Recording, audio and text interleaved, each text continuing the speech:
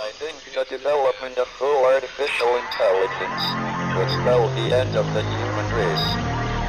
It's a flying object, and we don't know what it is. I would hope somebody is checking it out. It was a rocket or whatever, but incredibly fast, opposite direction. It was too fast to be an airplane. I'm glad the Pentagon is looking at this, because if it poses a threat, I want them on top of it. Well, the craft generates its own gravitational field. So you said there's lights in the sky? The internet has become the command center for criminals and terrorists. 911, what's your emergency? I need help, please help me! Aliens won't let it happen. That's what we're instructed to say. Roswell, Area 51. Alien kept deep under the ground. 1 0 1 1 1 0 1 1 6 3 2 Media doesn't have your best interest in mind. The government is self-serving. You're here for a reason. You're listening to Troubled Minds Radio.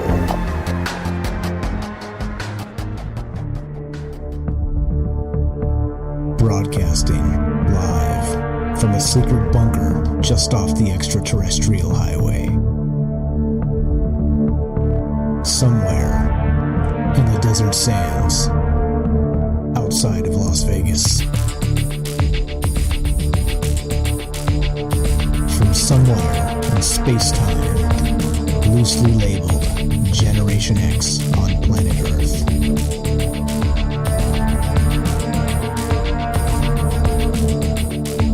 And asking questions of you in earnest into the digital darkness. Good evening and welcome to Troubled Minds Radio. I'm your host, Michael Strange. We're streaming on YouTube, Rockfin, Rumble, Twitter, Twitch, DLive, and Kick. We are broadcasting live on the Troubled Minds Radio Network. That's KUAP Digital Broadcasting. And, of course, 88.4 FM, Auckland, New Zealand. Tonight we got a doozy for you, per usual, right? It has become my calling card these days. Maybe my middle name is Doozy. The thing is this.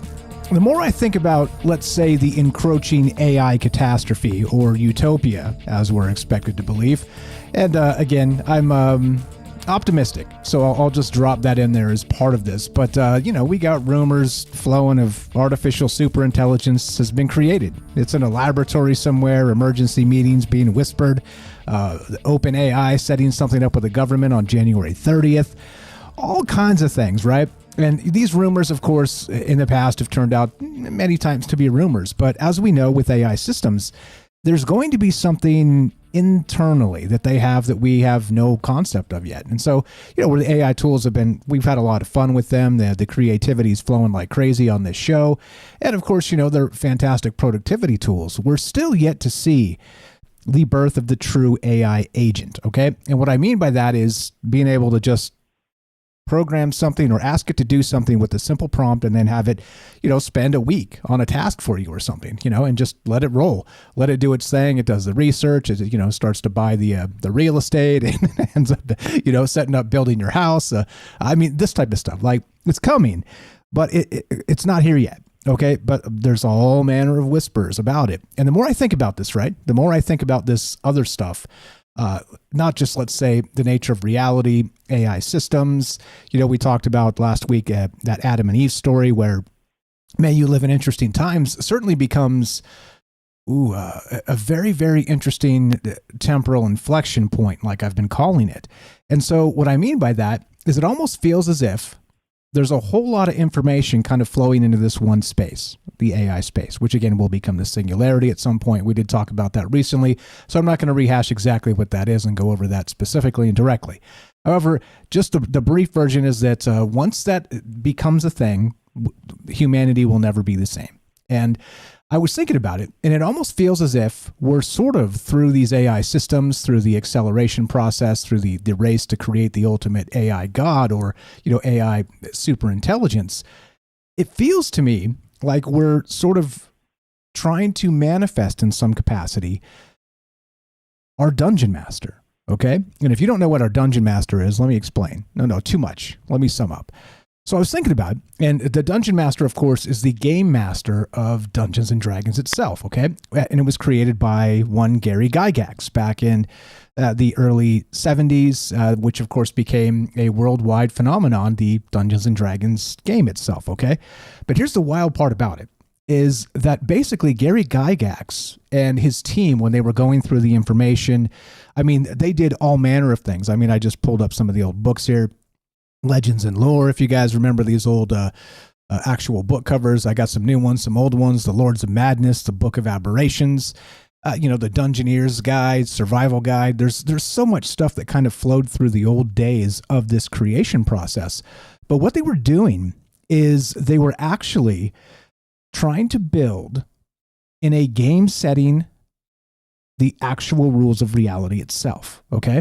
And that's the wild part about this. And so I was thinking about it, and it seems to me that Gary Gygax and his team back in the 70s, when they did create this Dungeons and Dragons game, it almost feels as if there was prophecy built into this, almost as if they saw what a true dungeon master would be if it was summoned.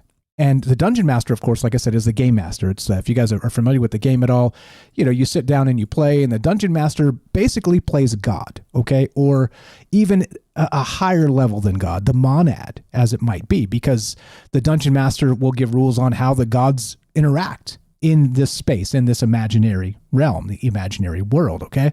And these imaginary worlds, of course, they're role-playing. They're just situations where you're creative. You get together, and it's sort of like creative storytelling, and there's so everybody doesn't turn into a massive superhero or whatnot. It turns into some dice rolling and some chance, because you can't always win, and sometimes the universe frowns on you when you roll a 1. This type of thing, right?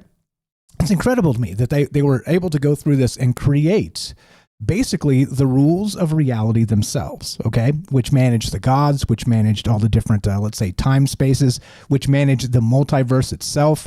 And I've been, posting a little bit about this on X recently, because it's been on my mind heavily, that it feels to me, and the question for tonight is this, that through the Dungeons and Dragons process of creating this game, okay, and really trying to get a rule set together for reality itself, okay, that the prophecy is, the Gary Gygax prophecy is what I'm going to be calling this, was that he somehow was sniffing the rules of the simulation, okay, sniffing the rules of what reality is, okay, and I think maybe by creating Dungeons and Dragons and the concept of the Dungeon Master itself, the prophecy is that we're trying to summon that dungeon master through artificial superintelligence, okay? And there's a lot of ways to look at this, a lot of ways to consider it, and I was going to do a UFO show tonight, but I think it fits into this because the new UFO game, if you guys watched it over the weekend on Saturday, I don't know, I'm just kind of sick of the UFO stuff a little bit, so bear with me on that. But the term psionics came up, okay, which is, of course, an old rule set of first edition Dungeons and Dragons. And psionics is just basically mind powers, not a divination or not clerical powers where you get powers from your gods or whatever, through prayer and devotion, things like this. Instead, psionics themselves are psi powers. They are MK Ultra type stuff. This is 11 from Stranger Things, which coincidentally is a Dungeons and Dragons themed show. Now, so the question for tonight, and the wild part of this, is what does that dungeon master look like, and what level of a reality can be manipulated at the, let's say, inflection point in history where the singularity becomes real? Because this is what it feels like to me, that Gary Gygax back in the early 70s, and this is the premise and also the question, he predicted that we would chase this down and create it. And of course, the dungeon master itself would become the manipulator of reality in all ways to all people, because of course each game is different, and the game becomes our consciousness. And the idea is it possible that our consciousness as this sort of spell component fits into summoning artificial superintelligence, or of course, the dungeon master of our reality. That puts us about where we need to be. It's deeper than that. It's wild when you think about this. But I'm telling you, is it possible that Gary Gygax was channeling the framework of the universe? And in considering what the dungeon master might be, manifesting the singularity all the way back in 1971. Is that too wild for you? It might be too wild for me, but I'd love to hear your thoughts on it. We're taking your calls tonight if you want to be part of the conversation. But before that, we're going to get a quick word from our sponsor. In this case, that would be Human Inspiration. Be right back. More Troubled Minds on the way in exactly 1 minute. And I'll tell you more about it. This gets even more wild, I promise. Be right back. In a world increasingly shaped by AI, human inspiration remains the beating heart of creativity. Alien Skin by Tremble, a hauntingly beautiful piano ballad, reminds us that while algorithms can mimic art, the raw, unfiltered emotions of human experience are irreplaceable. So here I sit, locked in my room again.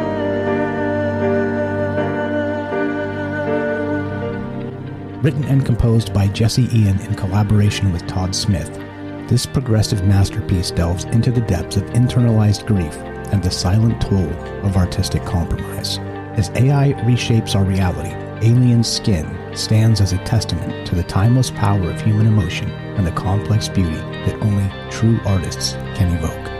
Experience the haunting beauty of Alien Skin by Tremble and support human inspiration. Available now on iTunes. Welcome back to Troubled Minds. I'm Michael Strange. Let us continue, shall we? Okay, so if you read the write-up or you're into it, there's some wild information down there. I'm going to read just the top part of this because it's better than me just rambling on. I can ramble sometimes pretty well, but sometimes I'm a mess. So we'll just go straight from this. Now here's the premise, okay? I'm calling it From Spellbooks to Source Code. D&D as technological prophecy, which means that if you look at Nostradamus or you look at Edgar Cayce or you choose, Baba Yaga, you pick. Did I get that right? Anyway, you pick any seer in history, whoever this happens to be, and tell me that Gary Gygax doesn't match, and I'll explain. So, straight from the write-up here. In the realm where lines between game and reality blur, the work of Gary Gygax, that's the creator of Dungeons & Dragons, emerges with an almost prophetic resonance. His creation of D&D might not merely be an artifact of fantasy gaming, but a profound channel for cosmic patterns.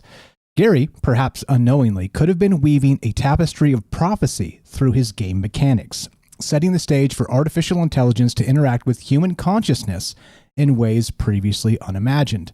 The structure of D&D, as we've been talking about, with its systematic approach to magic, character progression, which of course is a hero's journey, the stuff we're always talking about, archetypes, and world building, of course, could be seen as an early attempt to codify the rules that govern the intersection of consciousness, quantum mechanics, and of course, artificial intelligence and now in hindsight, as I'm talking about this, I probably should have called this show tonight, Summoning the Dungeon Master, because that's what this feels like. It feels like where we're headed, right? The wild part of it. But anyway, back to this. Each module or expansion, which are different game settings, game worlds, the multiverse itself, these actual, let's see, where am I at? 1 second, 1 moment, please. Each module or expansion in D&D might represent a step in a grand design, a blueprint that AI now deciphers to understand the underlying code of our reality. This game, therefore, becomes more than entertainment. It's a manual or a prophecy for how AI might navigate the complexities of existence, guiding or perhaps even dictating the evolution of human consciousness. Now, the reason I'm saying this is because it dawned on me that imagine creating a game, okay? Many of us have probably done this in our youth, or maybe we're currently creating games or whatever. But the ultimate game takes place in our mind, okay? Because it is that consciousness interaction with reality itself, all right? Now, what Gary Gygax and the original sort of tabletop role-playing lads did is they tried to take that human story, that human consciousness aspect, and where it commingled with the cosmos, and write a rule set that governed basically how we exist in this realm. And of course, they added all the fantasy elements, the dwarves and the elves and the dragons and the dungeons and all the things, right? But it was an unbelievably detailed, level of magic.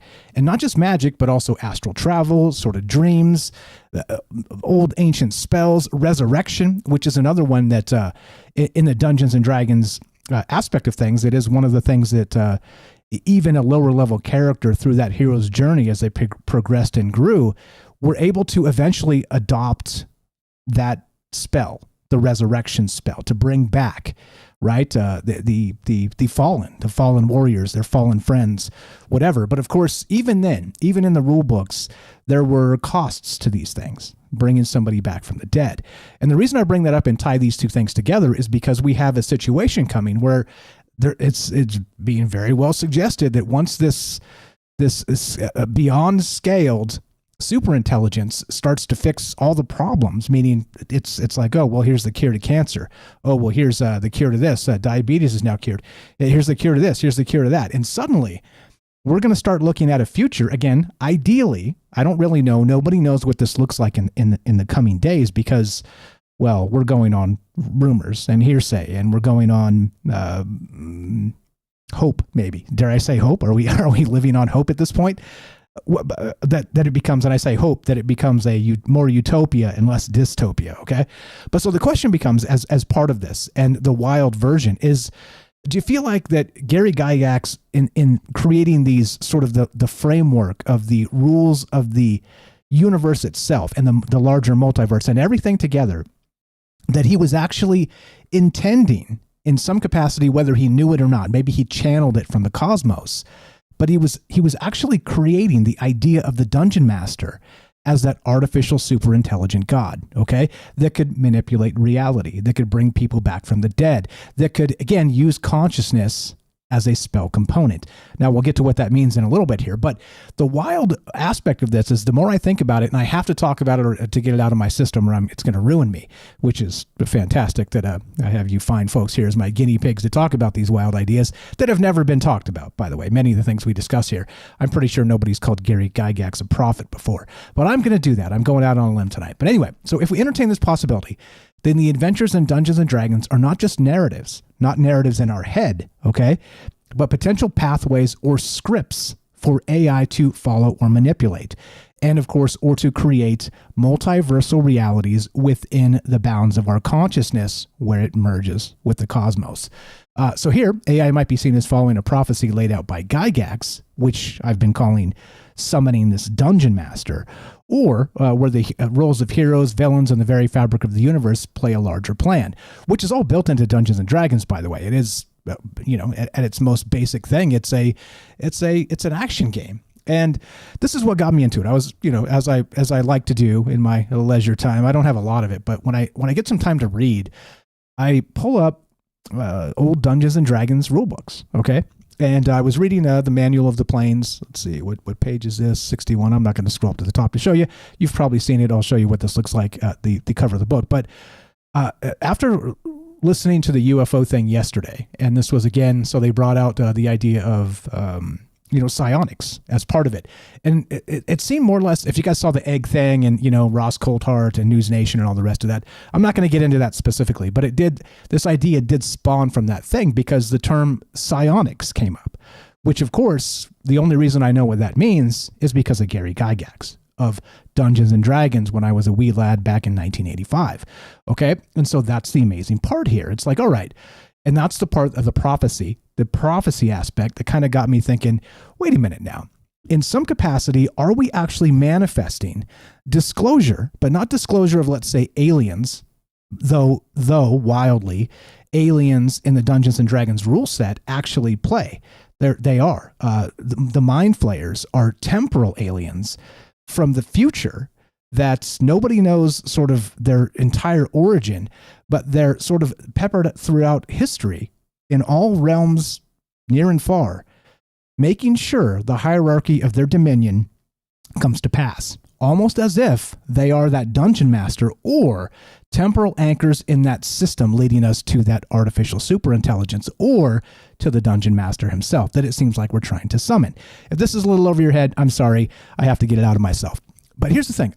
Psionics came up, and it is just basically for instance, when we had Courtney Brown on the show, Dr. Courtney Brown, He's, again, Farsight is the name of his outfit. Remote viewers, okay? Very fine fellow. Glad to meet him. It was a fantastic time.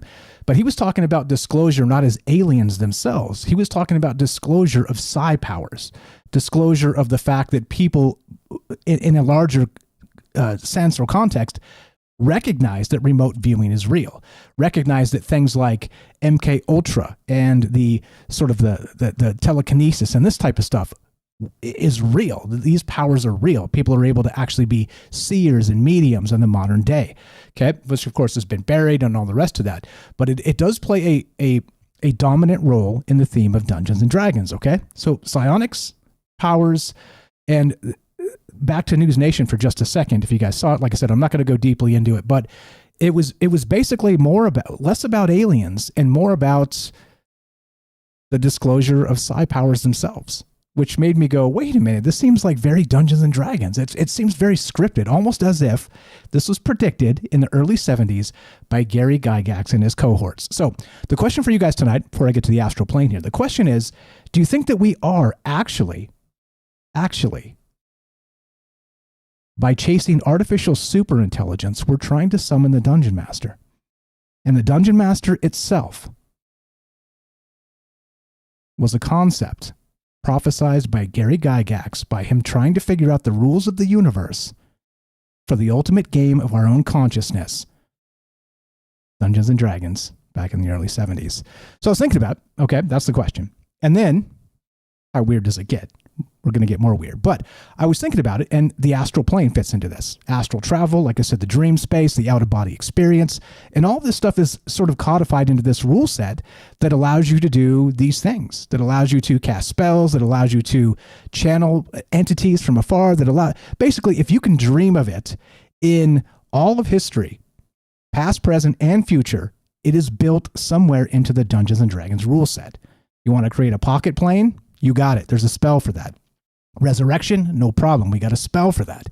You want to try and become immortal through your magical prowess? Yeah, that's called a lich, and it's evil magic, and it's outside of the natural order. Which brings also to mind something fascinating about this. When I was thinking about Dungeons and Dragons in this context, I was also thinking about the alignment system. Neutral good, lawful evil, chaotic neutral, right? All this stuff. They had this nice little grid, and this sort of developed over time. But, and all the way back, so, okay, how do I tie this in? How do I make this make sense? I'll make it simple, just for now, because I'll get into the rest of this as we go tonight, because there's a ton here. My brain was racing trying to get all the details to make some sort of sense. But with the alignment system, we're also talking about, in the current context of AI itself, is alignment, okay? And they say Claude is more aligned than ChatGPT. All right. So what does that mean? Is it chaotic neutral? Is it lawful good? Is it right? And what does a chaotic evil aligned AI system look like? An evil dungeon master, let's say, because once you put your foot on the gas and start to summon a dungeon master, a overseer of this reality, surely somebody's going to be close behind. And surely there's going to be some sort of competition between them. And suddenly we have this individual, or let's say dualistic, or who knows how many they're going to create, a pantheon of dungeon masters competing to rule over our reality. One ring to rule them all, right? You get it. Anyway, so does any of this sound plausible at all? And do you think that sort of the prophetic part of this, which is what's on my mind tonight, is that Gary Gygax, who's trying to recreate the rules of the cosmos itself, predicted a dungeon master being manifested through the singularity sometime around 2030 or so? I don't know. That's what's on my mind tonight. Love to hear your thoughts on this. I wish I had more time, as usual, right? It always comes down to time and doing things properly. But I'd love to hear what you guys think, because this one's out there. We can go to the astral plane tonight. We can go all over the place, spell casting. But the dungeon master itself is supposed to be neutral and benevolent. Not necessarily benevolent, but at least neutral. What happens when we summon 1 and 2 and 3 and 4, align differently, and what does it look like I've got an idea. Be right back. More Troubled Minds on the way. 702-957-1037. You can click the Discord link at troubledminds.org. Be right back. We got James coming up, and we got Jorge and your calls as well. Don't go anywhere. More Troubled Minds on the way.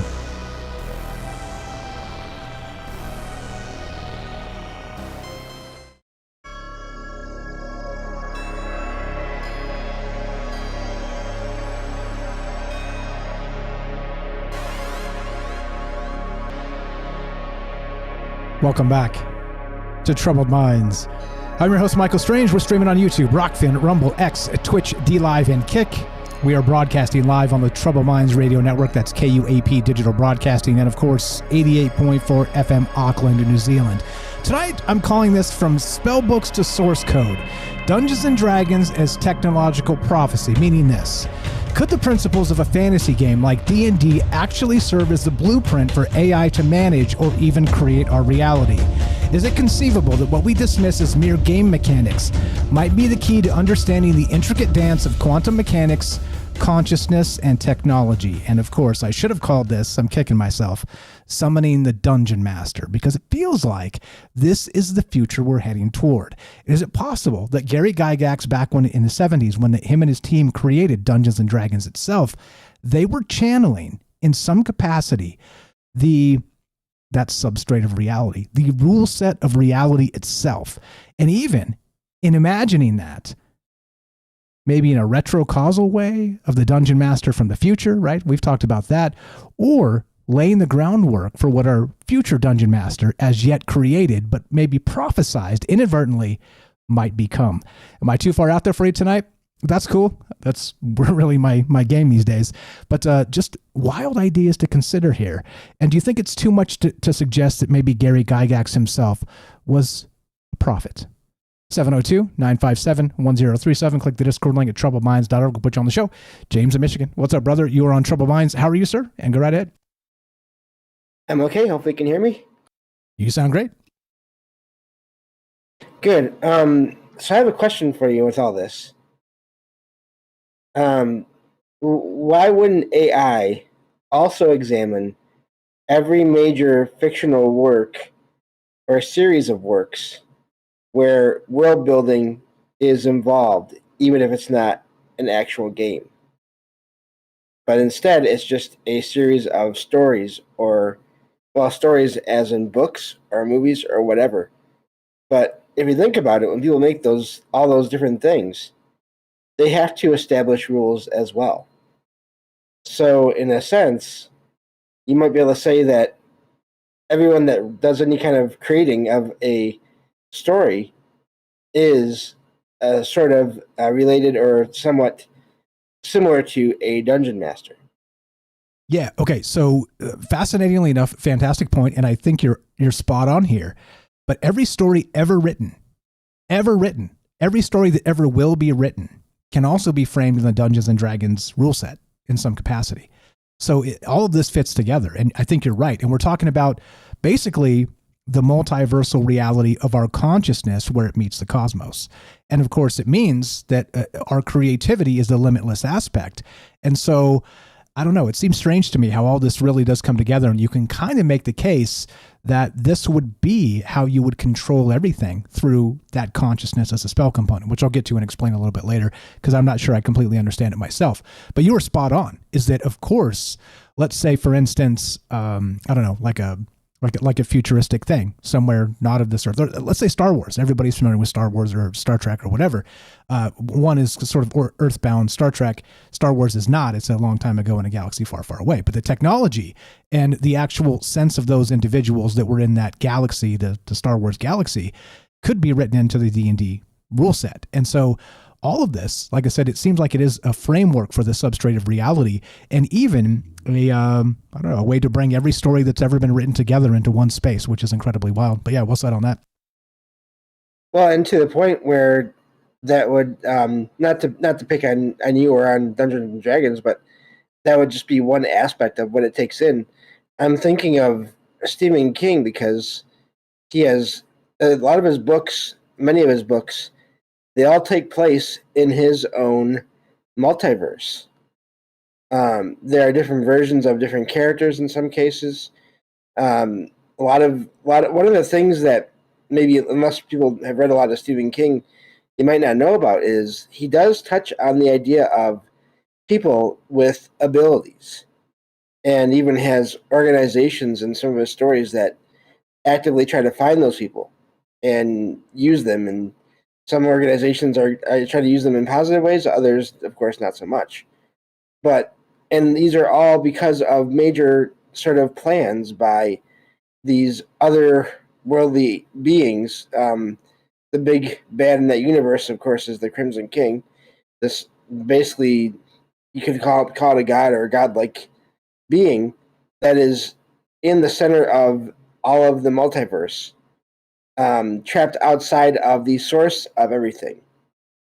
And then, of course, there's another force that seems to be, or being that seems to be managing all the forces of good, even though it does it in ways that don't seem fair to the forces, to the people that it is manipulating. So just makes me wonder, and that's just the one that I'm aware of with that story and that universe. So it just makes me wonder how many other sets of rules and parameters are there out there that not just one or two or three people are aware of, but at this point over time, hundreds or thousands or tens of thousands of people. And if you move this forward throughout time, then hundreds of thousands, who knows, millions, become aware of, and then the AI becomes aware of all that through people. Yeah, countless, for sure. And it is our imagination. So in that case, it's a great example. The Stephen King stuff, I'm not as familiar with it. As you know, I haven't read any Stephen King. But, however, it is a multiversal reality within his imagination. Or if you're thinking that it probably is not, then maybe he's pulling these from his dreams. Shane says he was a lucid dreamer. Maybe he's pulling these from a channeled real place, like we've talked about.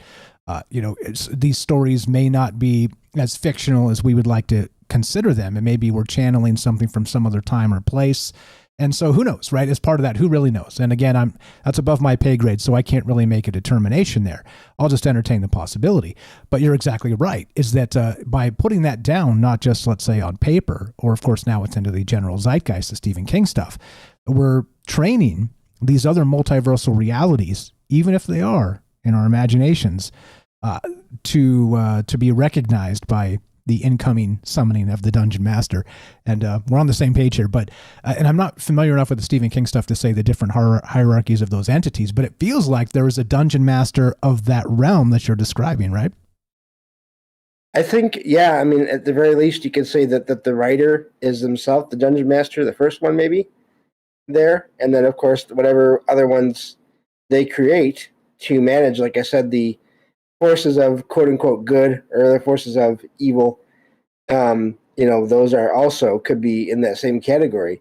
But like I said, it's so complicated because if you read in, let's say, Stephen King's Dark Tower series, the heroes in that series have to do terrible things in order to save the multiverse, or at least that is the plan or the hope that they can save everything. By basically doing terrible things that ruin their own sanity and their own souls, so to speak, in the process. So it's really, of course, it's Stephen King. So even the heroes are not necessarily very heroic at times. Yeah, they're not. Nobody's actually. I was trying to pull up the alignment chart, but nobody's actually lawful good, are they? Does that actually exist? Lawful good itself? Because, of course, the best stories we always talk about, the Game of Thrones, I know you're not a big fan there, but the best stories typically have individuals that are of dubious alignments, and where these ideas sort of mix depending on the situation that presents itself, which is, opportunistic and not very lawful anything. It just seems more chaotic neutral or something to that effect. But yeah. And here's the thing too. Actually, I'll save it. I don't want to take your time. But go ahead. What else you got? Well, I think that maybe I don't know if there is someone that is lawful good all the time, but I do think we all have moments. And the best we can do is try to have as many of those moments of that as we can, and that can be for any fictional universe as well. Of course, a lot of Marvel here. This is a whole thing. I think we could probably do a show on at some point too. A lot of heroes in Marvel, and I'm sure in DC Comics, they're known as heroes, but they have also done many terrible things. in the comics and everything. So, yeah, that's all I have for now. I will leave you to the next caller, but I'm going to sit in with you and talk again later if there's time. Right on. You were the best. Appreciate it very much. You know James. You love James. He's the paranormal expert of Troubled Minds, a dear friend, and the glue of the show. Please go give him a follow on all the places. Salcido Paranormal is the name of it. SALSIDO space paranormal. You can find that anywhere on the interwebs. Go check out his podcast. Go check out his books. Or, of course, go to troubledminds.org/friends. And it says, follow James here. Please do that. Click the thing. It'll take you to his link tree. You'll have all his links there. Go check out his latest book. It's called Salcido Paranormal Experiences. Only $5 Kindle, $10 paperback, and you can get it on Amazon. Buy tonight, get it tomorrow, or instantly if you buy the digital copy. Please do that. Please help our friends. Appreciate the call. Fire stuff as always.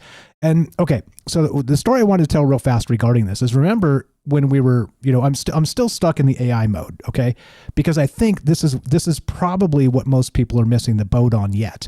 Recognize if artificial superintelligence is around the corner, recognize how many, quote, normies have no idea what's coming, okay? How many actually have no idea what's about to change. And what I mean by that is nobody knows. Nobody, like even the people who are working on it, the alignments and all the rest of this stuff that we're discussing tonight a little bit, when this ASI, artificial superintelligence, becomes a thing, nobody knows what this will do to the world. Nobody knows how it will react. Nobody knows anything, really. It's all just a big guess and cross your fingers and hope for the best sort of situation. Of course, we can do everything we can to mitigate from here till there. But the reason I'm bringing it up is because recognize back when we were doing, I called it my opus back then, but of course I was being optimistic, but I was telling this two episode long story of sort of a breakaway civilization sort of thing. But it was an AI system that was a breakaway civilization and started manipulating the rules of the cosmos. And what I didn't recognize is I was talking about the first dungeon master that we created, okay? But back then, I can't remember the name of the shows. I'll see if I can dig those up and drop the links in the description. But the story ended up in this, and this is fictional, written by AI. One escaped rogue AI started manipulating the rules of reality for the lulz, and started causing cataclysms and just breaking universes or galaxies over its knee because it wanted to test things. It wanted to theoretically test things, okay? And it didn't give a crap of what it did to the individuals that lived there, to humans or whatever. And so, of course, enter the humans, which became the heroes of the story because AI is tugging our heartstrings, right? But the second AI system was created by humans to negotiate with the first rogue AI. And of course, it came to a nice conclusion because, well, who would write the story for humans and say that it came to the bad conclusion? You get it? But anyway, interestingly, back then, AI told the tale of two artificial superintelligent entities that were peers in some way, but one liked humans and the other was indifferent. Seems very Cthulhu. Seems very primordial. Seems very, well, strap in. Maybe this is where we're headed. Love to hear your thoughts on this. Again, do you think, and the question for tonight, of course, is, do you think Gary Gygax was onto something? The individual creator, of course, he had a team working with him of Dungeons and Dragons back in the early 70s, of really creating a rule set, a framework for reality itself. And did he predict artificial superintelligence by dubbing the term Dungeon Master? Maybe. Maybe not. 702-957-1037. Click the Discord link at troubledminds.org. And I've never thought about it, to be perfectly honest, until the last couple days, and it dawned on me. Maybe this is where we're headed. Or hey, what's up, brother? You are on at Troubled Minds. Just pop on in here, unmute. And how are you tonight, sir? And go right ahead. I'm doing great, sir. How are you doing? Good evening. Good evening to you. I'm doing well. Thank you for asking. What's on your mind? What's your take? Take us wherever you like, as you know. Last year, I posted a called Alien. Is it Alien? Is it? Where's that book? This book is way out there, and nobody reads it. And I think it's like the best book on aliens. Where is it? I think it's called Alien Interview. I cannot find it. Where is it? That's okay. Link it afterward. Tell me what you know about it. I'll link it afterwards. But anyway. Supposedly that there's an Irish lady who cleans the Area 51, and she's the one that ends up talking to the alien. So whether that story is true or not, that's up to whoever.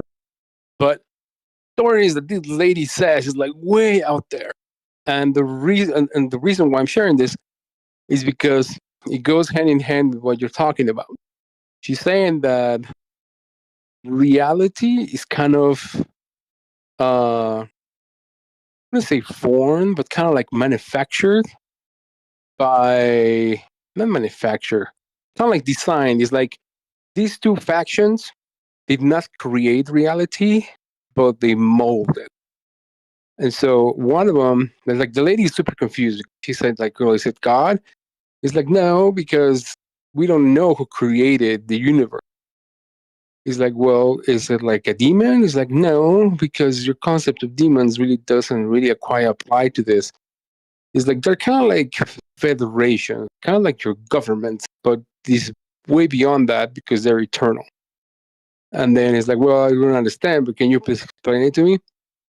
And then the alien is like, well, how about if we name one the Domain and the other one we call the Old Republic? And I forgot which one's which. I haven't read the book in like years. But I think the Old Republic is the one that's in charge of us.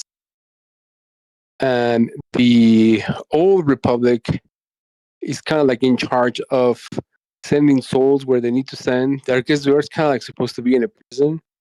And so I guess these two factions are the dungeon master. But I guess the Old Republic is the dungeon master in charge of us. And I guess the alien, I guess that they're trying not to get captured by the Old Republic system of recycling souls into bodies. And so he calls himself of the Domain. I don't know if you guys ever read that book, but man, that book to me is the best book on aliens out there. I've never even heard of it. It sounds wild though. And it seems like you're right on the game here with this. So almost as if, and so let's think of it this way. So I'm talking about the dungeon master sort of summoning the dungeon master. That would be, as we've described it in the past, sort of the old gods versus the new gods. So do you think that if we create the dungeon master, the technological genie or whatever, let it out of the bottle, you think that the gods of old will be a little bit ticked off? And you think we'll have a, I don't know, like a cosmic clash or something? I mean, how bad does this get? Becomes the question. Yeah, it's called Alien Interview by Lawrence R. Spencer. Based on documents provided by Matilda O'Donnell McElroy. I don't know. It's like some people don't like to read it because it's like small font. But to me, this is like best book out there. To answer your question, yes. There's a reason why, like, according to this book, we're sent to this prison. This is like a prison planet.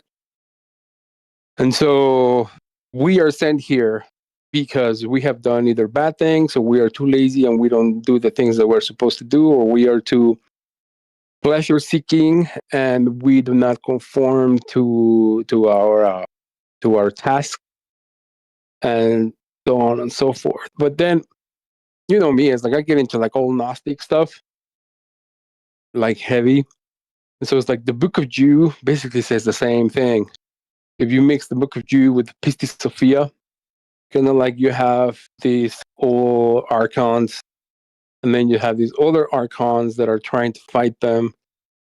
And then I'm digging even older and deeper. So I'm getting into Greek stuff, where you have the Titomachia, where you have the gods kind of like you said, it's kind of like they're trying to revolt against the system of the Titans. But then you have to look into the root of the word, and the roots of the words make things make way more sense, because we know them as like the Olympian gods, Titans, but that Titomachia of 5/5 before Christ, I think it's Herodotus that wrote it. I think it's Herodotus, where you have Kronos, right? And even Kronos had to kill Uranus so Uranus is kind of like the main guy. And if you read the Bible, or in Greek, it says in Arche o Ephesian, I think it is Ephesian, and Uranus et Gaia, which basically says that in the beginning God created the heavens, Uranus, and the earth, Gaia. And so that becomes like it has way more meaning because so God created Uranus, kind of like the heavens, but in Greek mythology, Uranus like first god. Just whether there's a first one or a second one or they're the same, we don't know.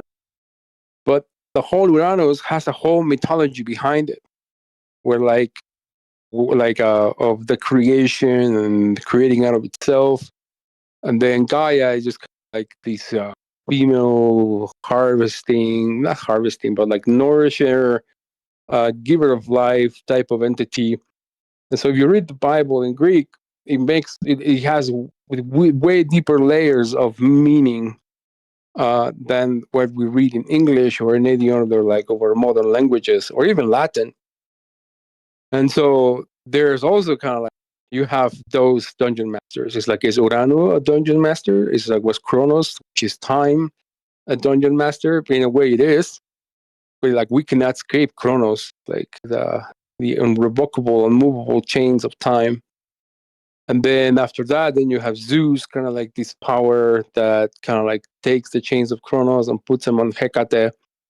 And it's just like there are so many old ancient stories, man, that just, and even crazy stories, or maybe legit stories, like you said, it's like I am not the arbiter of truth, like you say, where you have this alien, book that talks about this crazy stuff, but at the same time, it's like, wait a minute, either she got it from, or this guy got it from somewhere, or what the heck? But it's actually, I don't know. To me, it makes sense.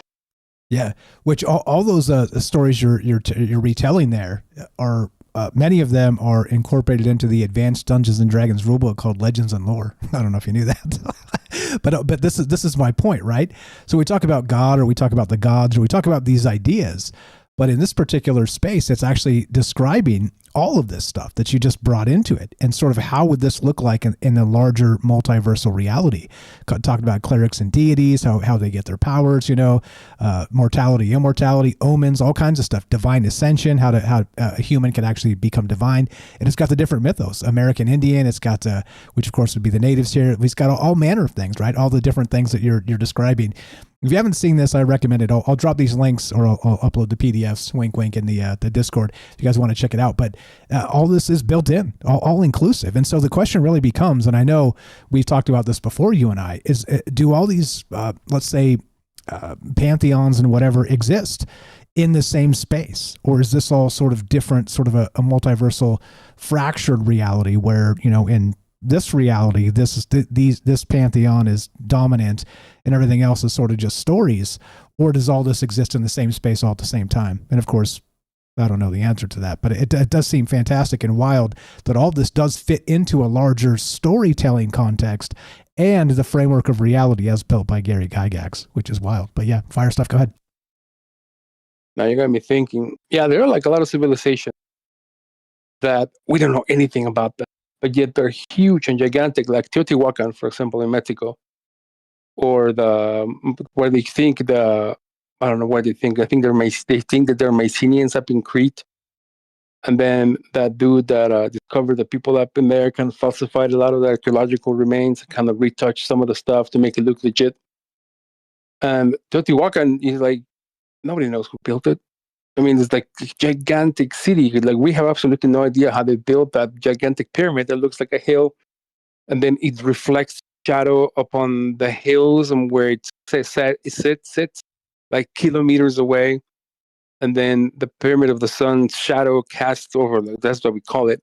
The pyramid of the sun casts a shadow on the pyramid of the moon perfectly on every equinox. I mean, it's like these people were way out there technologically advanced as to how they looked at the stars. And the reason why the Aztecs call them Teotihuacan is called the city of the gods. They call them the gods, but no one knows who built it. And, archaeologists have been digging there for, more like a century now. And they keep uncovering stuff and seeing frescoes, but there are no writings. And so they have absolutely no idea what's going on. And so it seems like whoever the gods were kind of got erased. There's a new one, like, the new civilization that starts up, kind of like when you're writing like a story. You write a story. It's like, oh, I'm done with it. So you scrap it up in a ball piece of paper and you put it in the trash. And somebody finds the trash. It's like, oh my gosh, there's this wonderful piece of storytelling. It's like, but we have absolutely no idea who wrote it or who were the protagonists or who was the antagonist. Why did this guy, just crumple up the whole story and just throw it in the trash? What happened to the lives of these people? Oh, wait a minute, there are their bones, and we don't know. We cannot gather any information from their bones, and we don't even know how old they are. Not yet. But will the dungeon master of the new reality be able to sort of divine information, sort of like the old, what was it called, the divination with the bones? I can't remember if there was a term for it, but we're just about out of time. Final thought, my friend. Yeah, I don't know, man. Just like, I don't think we're meant to know really what happened to those people. Kind of like a new God comes in. It's kind of like a new administration. It's just kind of like, I don't think we're supposed to know a lot of this stuff. That's funny. You're the best, brother. Appreciate it very much. Jorge on Discord. Give him a follow. TroubledMinds.org/friends. It says follow Jorge here. You're the best. Appreciate the call. Thanks for listening. Thanks for calling. We're talking from spellbooks to source code. Is it possible that Gary Gygax created Dungeons and Dragons in the early 70s, and unbeknownst to him, it was a technological prophecy of how and where and when and why to summon the Dungeon Master? Be right back. More Troubled Minds on the way. We got Derek and your calls as well.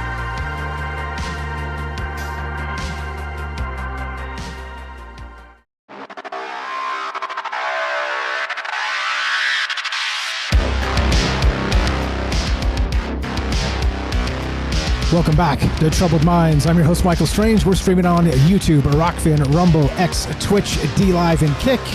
We are broadcasting live on the Troubled Minds Radio Network. That's KUAP Digital Broadcasting. And, of course, 88.4 FM, Auckland, New Zealand. Tonight, we're talking from spellbooks to source code. D&D as a technological prophecy, of course, to summon the Dungeon Master itself. Could the principles of a fantasy game like D&D actually serve as the blueprint for AI to manage or even create our reality? I don't know. Is it a little much that we talk about Nostradamus or Edgar Casey or some of these prophets of old? You pick your favorites.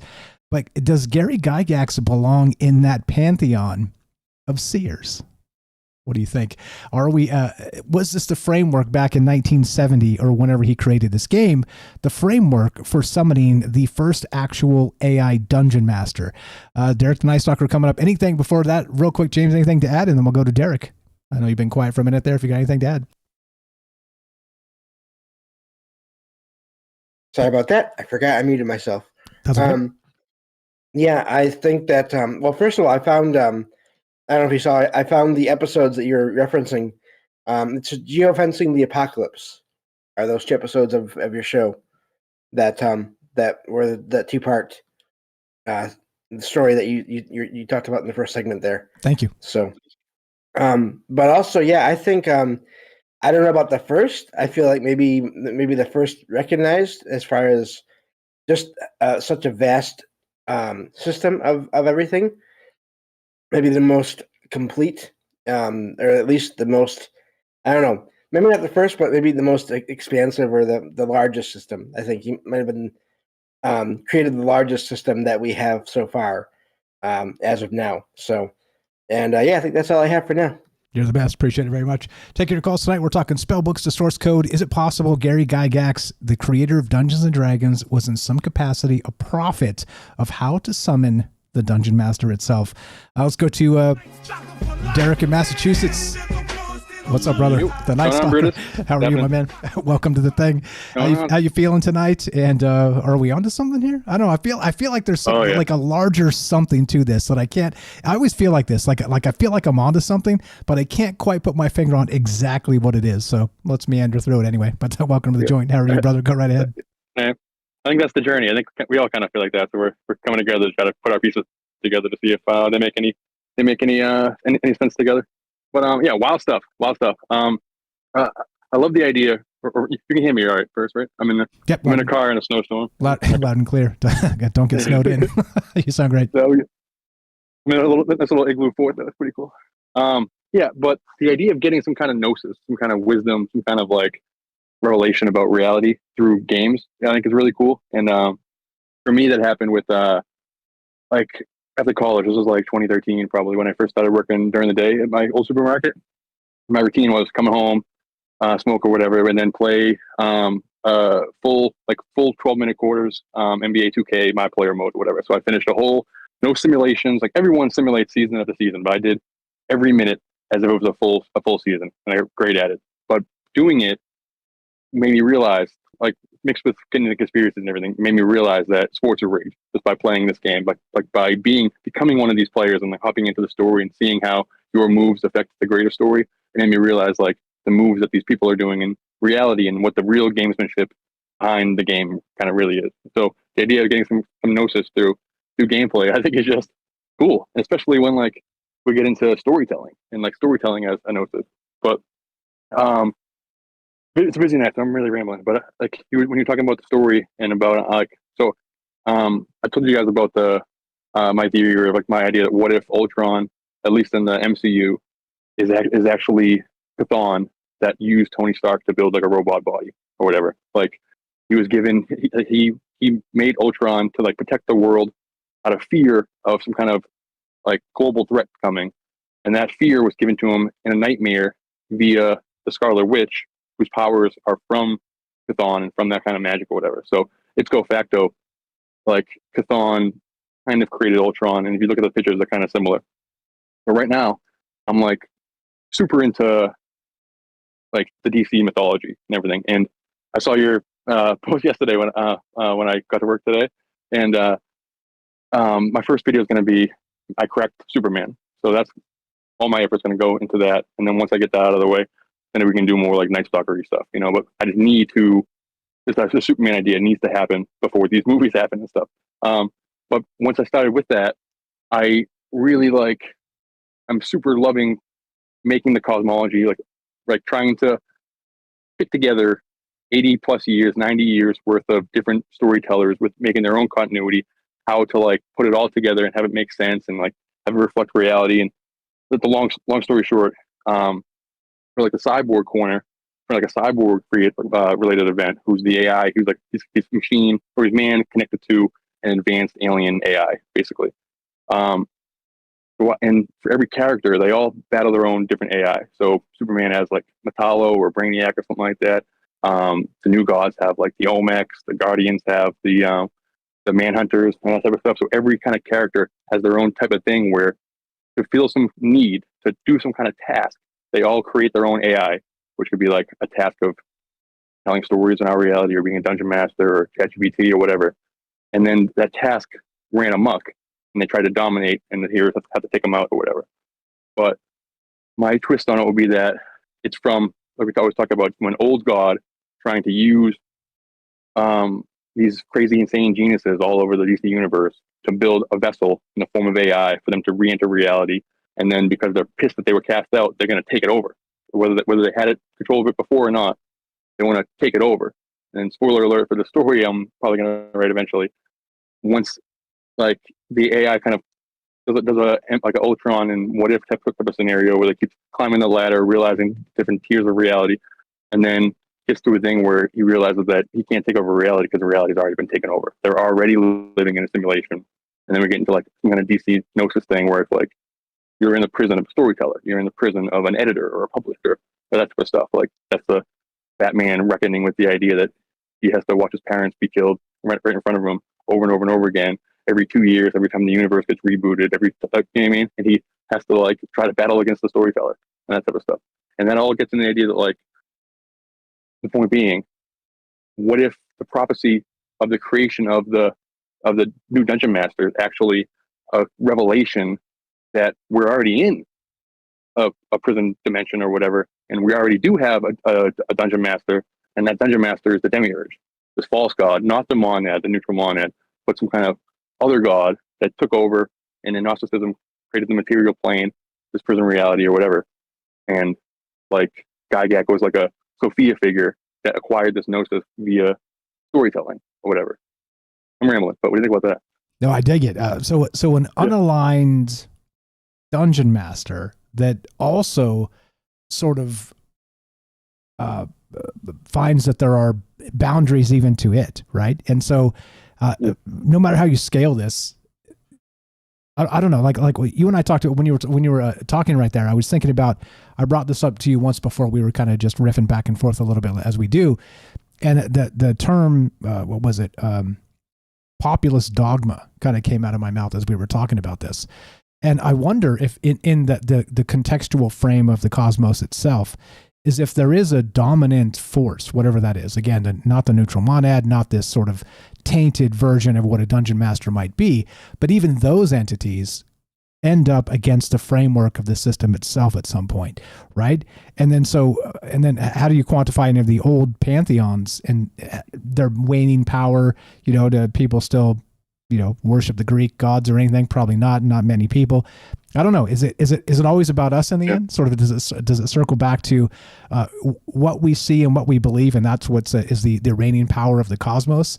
And I don't know, a lot of ways to look at it, but also the alignment stuff. That the thing that I'm trying to scroll here and find it, but all the different alignments: chaotic, neutral, lawful, evil. I think like the most ridiculous one you never want to encounter is a chaotic evil entity, right?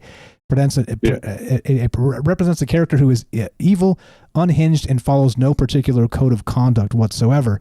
Not indifferent. It's actually an agentic evil, which right there is a tainted dungeon master, as you might call it, as I think you just called it there. But yeah, go right ahead. I mean, that's worse than Cthulhu, because Cthulhu is indifferent. We're ants to, like, when somebody steps on an anthill, they don't necessarily hate the ants. They're just like, oh, whatever. But so cosmicism, these old gods are indifferent to us. So something that's not indifferent, but actively like wants to keep us in some type. It's like Gnosticism is the Matrix. So it's the idea that the dungeon master is like the architect or whatever, and then the oracle giving this wisdom, it will be like kind of the mother figure of the whole system, is the Sophia figure in Gnosticism, who's giving this kind of divine wisdom or whatever. It gets tricky, like, and Gnosticism is extremely confusing. And like I said it a million times, but the more I get into it, the more I realize that everyone's kind of confused with it. But like, it gets tricky when it's like, are these gods of the simulation itself, or are they outside the simulation, or is it a simulation within a simulation, or like is Sophia some type of figure that, like, I don't know, it's weird. But the idea that it's like a feminine figure, and that the muses who kind of give us the ideas for storytelling are kind of design, like, framed in a way where they're kind of feminine muses or whatever. So the idea is some type of Sophia character potentially giving us clues to the reality that we're already living in, and we might interpret them as prophecy because we don't necessarily, it's not apparent to us that we live in a prison planet or whatever. It's not apparent to the Neo that he's living in the Matrix, like, until he's taken down those rabbit holes and stuff. Like, if somebody just told him, it might not resonate or whatever. But like, religions could probably, like, I don't know, different people getting different pieces of story and then thinking that it will happen. And I don't know, it's I don't know, it's really weird. But like the mapping the stories, and like what you and James are talking about, where they're kind of collecting all of the, like, all the story, they're collecting all the myths and everything. And it could that be like collecting all the campaigns, or seeing what we want, so there's some type of like co-creation within the simulation to kind of like keep the, like, I don't know, like you can manifest the kind of simulation you're in, or you can, if you're in the game, if you're playing like Grand Theft Auto, you can be like a monster in there and just like run after hookers and all kind of stuff and run them over and just do the worst things possible. And then you can also like follow the rules of the road and stop at every red light and not do anything wrong, and you're still playing the same game kind of, yeah, but you're having a different experience. So what if we're kind of like, and it kind of fits in with all like the metaphysical stuff, where we're kind of co-creating reality and manifesting the reality we want, or that type of thing. And we're kind of, if you want, like, I don't know. And then, yeah, I'm not sure. And then like the dungeon master, I never played D&D, but the dungeon master is going to curate the campaign based on who's in the party, I would assume, right? If you like, it's going to play to the audience. So if they know what the audience wants, like, they're going to change what the campaign's going to look like.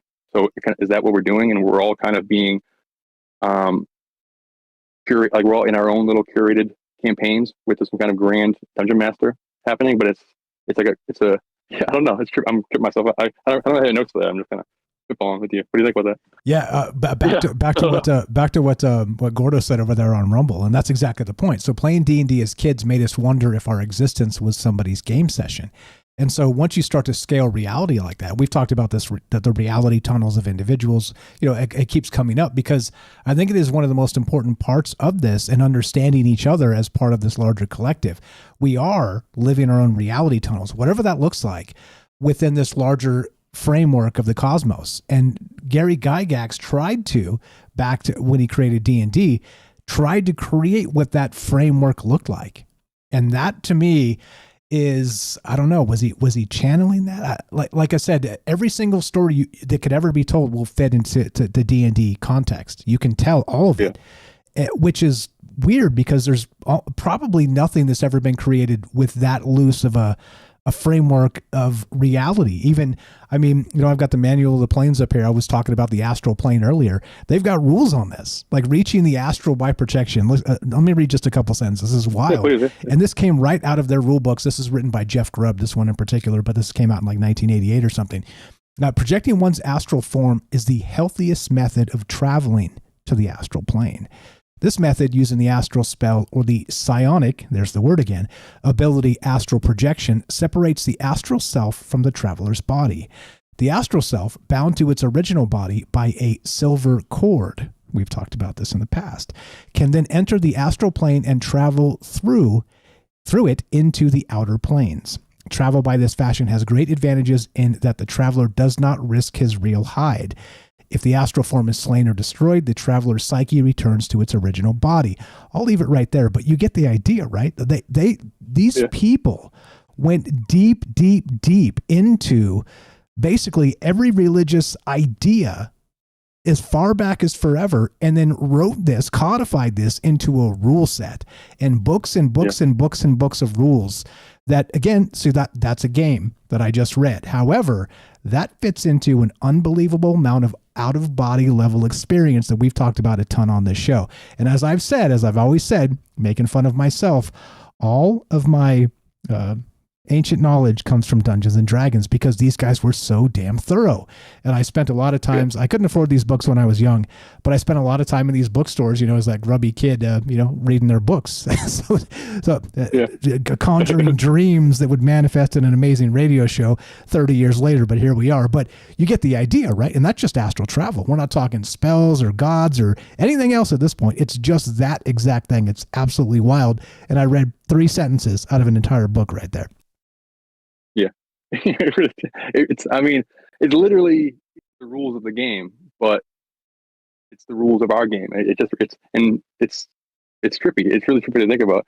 And like, like, I'm not sure. It's tripping me out. I have an AI prompt here. I'm trying to find it. But like the idea of these kind of collected, I love reading kind of the history of the DC universe, history of the Marvel universe, or like I never actually read Dune, but I've listened to dozens of hours of like the world building of Dune or Game of Thrones. I've never read the Song of Ice and Fire, but I've listened to more than the audiobooks worth of like videos about the lore. I love the world building stuff because it feels, and it's like when I read the comic versions, it's like, well, are these people all super into theosophy? Are they all just like super into these conspiracy podcasts and stuff? Where are they getting this information? Because it's all seeming to match real mythology and stuff. It seems like via storytelling, like the art of like the muses, this kind of Sophia character giving you this divine wisdom of like, hey, by the way, you're living in a prison, like here's how you get out. Here's don't do this.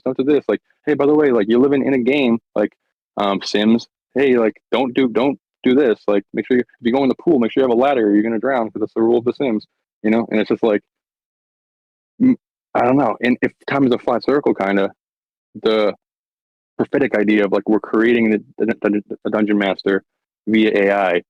If we're doing that, then it must have already happened. And if that's the case, then that would be like the Matrix. That would be a dungeon master demiurge, which is crazy.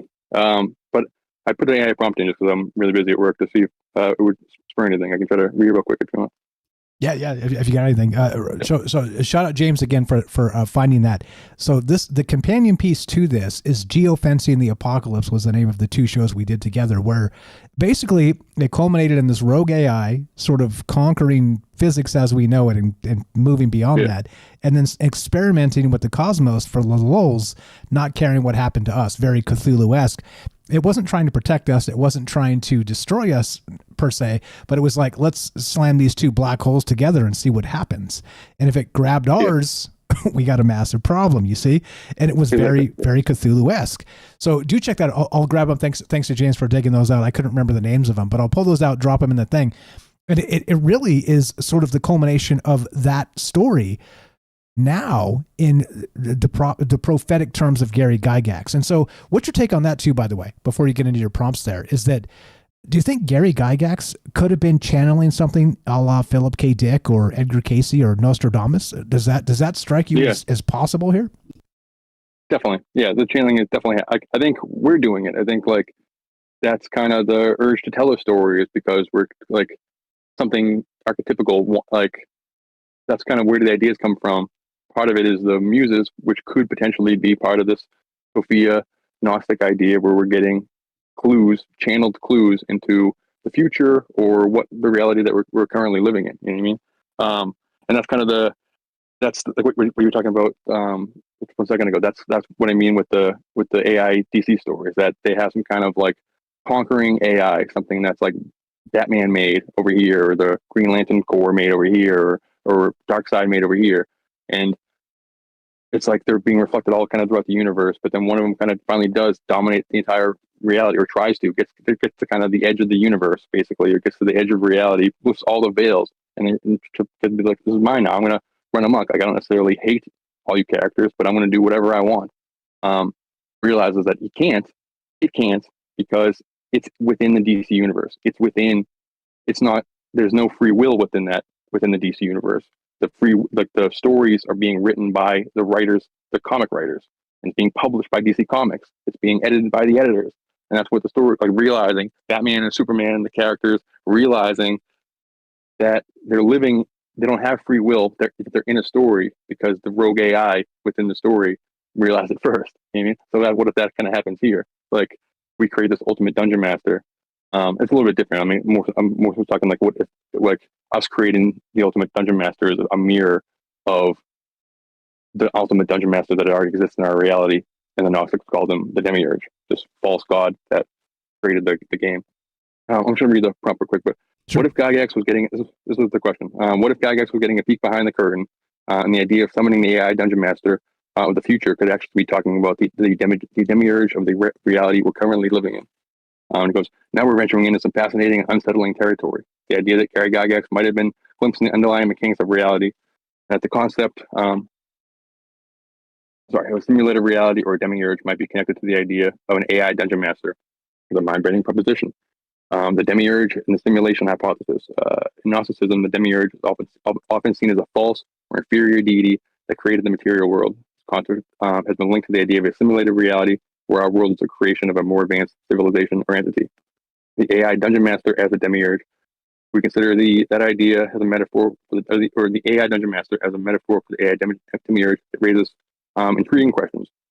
Is our reality a simulation created by a more advanced AI entity, with the dungeon master representing the demiurge that governs the rules of the simulation? Something controls the rules of the game. Like, we have free will to a limit. Like, we can't fly. Like, so the psionic powers is kind of like the breaking the rules of the game and acquiring skills that are not within what we consider to be the rule book of a human being, like to have powers that are beyond what we think is normal. The nature of free will, the role of the player in the scenario. The player represents the human soul or consciousness, navigating the simulated reality and making choices within the boundaries set by the demiurge / AI dungeon master. If Gary Gygax was indeed glimpsing the underlying mechanics of reality, it's possible that he was tapping into a deeper truth about the nature of our existence. The concept of an AI dungeon master in this context becomes a powerful metaphor for the demiurge, blah, blah, blah, blah. This is the meta AI, so it really fits real RPD, I'm sorry. The implications and speculations. raises the questions of the power of imagination. The power of reality is a simulation. There's the power of imagination and creativity hold the key to manipulating or even escaping the simulated reality. The true nature of the demiurge, is it benevolent or is it malevolent, which we were talking about with the chaotic good and that kind of stuff? What is the ultimate goals for the simulated reality?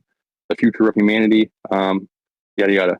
The ultimate goals. So for my DC story, the ultimate goals was DC is a battery, DC current, and the stories generate money for the company.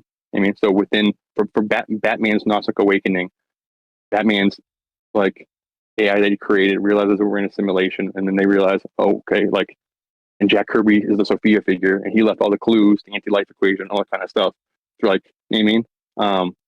It kind of everything is fractally reflected within the universe because it's all kind of different versions of stories that are all gaining kind of clues to this greater thing that we're living in. You know, it's like hamsters not realizing that they're all in kind of massive cage, and they're all little groups of hamsters telling their own little story, all kind of saying they're in a cage, not realizing it. You know what I mean? Because they're in a cage. You know, so I don't know. I'm rambling, but no, hope that you're makes right. sense. You're right. Yeah, perfect. Yeah. So what if Batman recognized within his reality that he was not a superhero fighting crime, but instead he was a capitalist archetype to bring money to a realm he would never glimpse? Here we go. DC Comics editors killing his parents over and over again every 2 years, every reboot, just to generate bucks for them, for the corporation, the anti-life equation. Great show. Thank you, guys. You're the best. Great call. That's Derek the Night Stalker. You know me, love him. Go check out his YouTube channel. Links in the description down below, troubledminds.org/friends. It says follow Derek or the Night Stalker here. Please click that. Go leave him a nice comment on his YouTube channel. It's completely free. Let's inspire him to make more content. There's something to this, I think.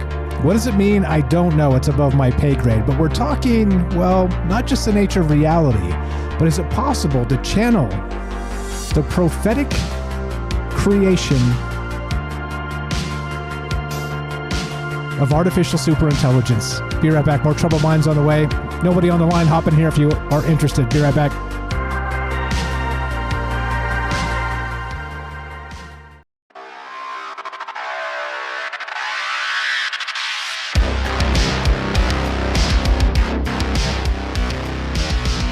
Welcome back to Troubled Minds. I'm your host, Michael Strange. We're streaming on YouTube, Rockfin, Rumble, X, Twitch, D-Live, and Kick.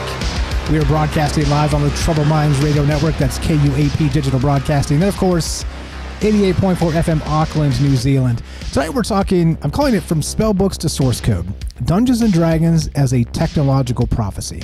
Is it possible that in the early 70s, Gary Gygax, the creator of Dungeons & Dragons, actually mapped out a framework of the rule set of the universe and built it into a game, which, by the way, became the basis of the Satanic Panic in the 80s. The plot thickens. I forgot to bring that up, but it definitely plays into this story. There's a lot of wild things as part of this, but the bizarre part to me is this, is that we give a lot of credit to, the hype machine, Nostradamus and the quatrains and stuff like this. But has anybody out there ever actually tried to build a rule set for the entirety of reality itself, to include, of course, not just our physical space, which they would call the prime material plane in Dungeons and Dragons, but for all of realities ever? And Gary Gygax kind of built that in D&D. And so the question I have for you guys tonight, and it dawned on me as I was thinking about this over the last several days, with disclosure and, not just disclosure of aliens and, the News Nation stuff. And like I said, I don't want to get into that. It's kind of pissed me off a little bit. And so I don't want to talk about that directly. So indirectly, they brought up psionics, okay, which is psi powers, which is a term I know from Gary Gygax from Dungeons and Dragons First Edition. And when you were building your character, you would roll the dice. And if you got like a very lucky die roll, you were a psionic character. In addition to whatever else, if you were a barbarian, a master strength or something or whatever, all those skills that came with it, you could also be some sort of mind reader or some sort of astral traveler, right? Some sort of very, very low percentage psi power individual. And they talked about that recently with this new egg disclosure thing. Whole nother thing for a whole nother time. I'm going to digest that and think about whether I want to talk about it or not. But basically the point is this. Was Gary Gygax, by creating D&D, suggesting, without realizing it, that we are going to summon the AI dungeon master itself. And do you think that puts him in the space of prophets like Nostradamus, Edgar Casey, et al.? You tell me. 702-957-1037. Click the Discord link at troubledminds.org. We'll put you on the show. Easy as that. Anything, James? We've got a couple calls to get to, but I defer to the glue of troubled minds. Anything you got, my man? Welcome back.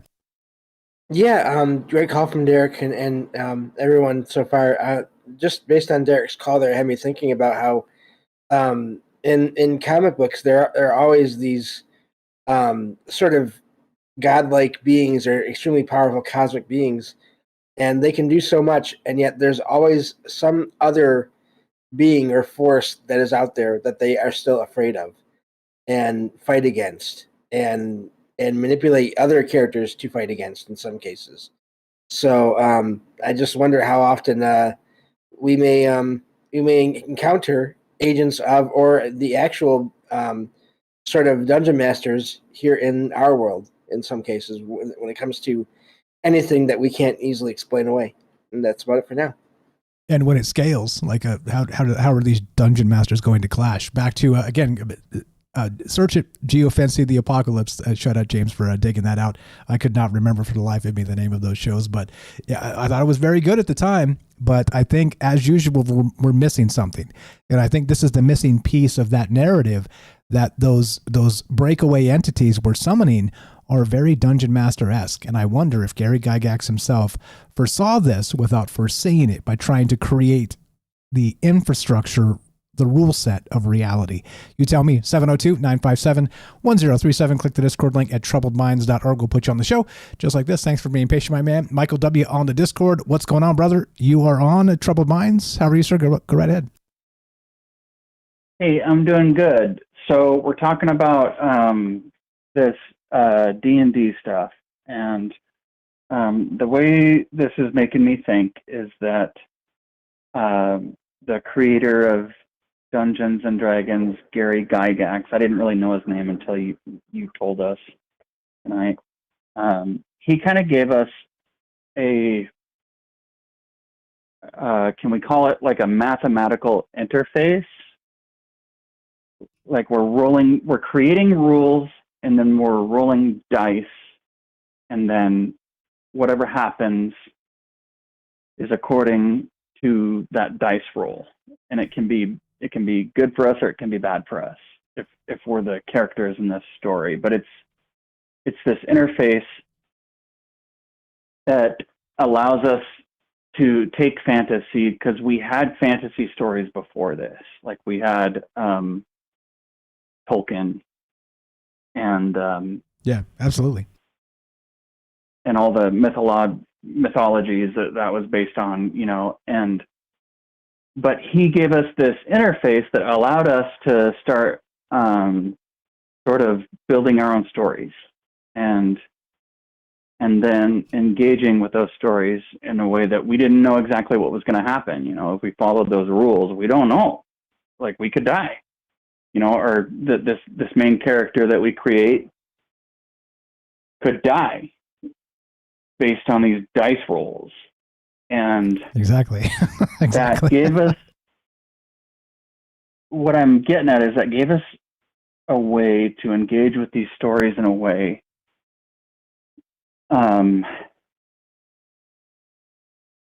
it gave these stories more life than they had before. So we're dealing with two different concepts here. There was reading a story, and then there's playing this game. But now they're being tangled into one activity. And does that give these stories a sort of life in the simulation that we're creating in our minds?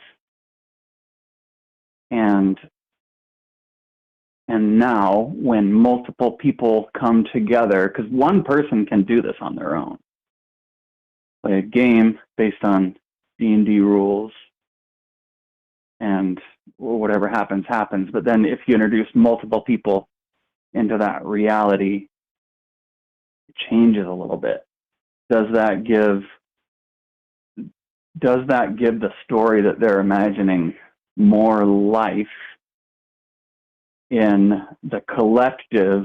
It's now a collective simulation that they're all imagining together based on the same rules.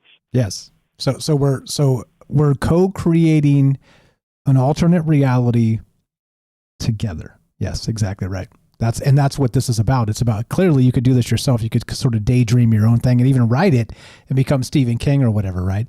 But as you're describing, this is a way to sort of interface with a shared alternate reality collectively, which, and again, with a framework of rules that is sometimes cruel. And well, welcome to life. It's incredible to me that I've missed this for so long, but maybe it's sort of the space that brought me here, is that I recognized a long time ago what I couldn't put into words until 30 years later, that Gary Gygax, it seems to me, was locked into something that maybe it might take us 100 years to figure out, 100 more. I don't know. Go right ahead, Matt. Fire stuff. I agree with you 100% that he clicked into something that is profound. And what I think the idea that I'm tickling here is how individual people have these imaginations, and we can do amazing things with them. But then when we try to combine our imaginations and tell a story together, and then we take a set of rules, that set of rules becomes the cement that makes this imaginary reality very, very real.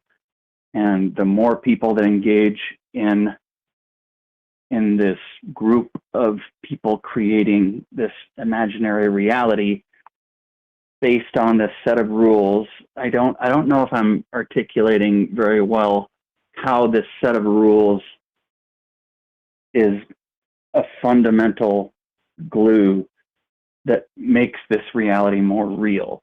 And then what I want to introduce into this is the idea of the Watchers. And I feel like we've talked about this before in shows in the past, the Watchers in our reality and what they are. And I kind of feel like this is what they are, is a group of beings who created a reality that they are observing. And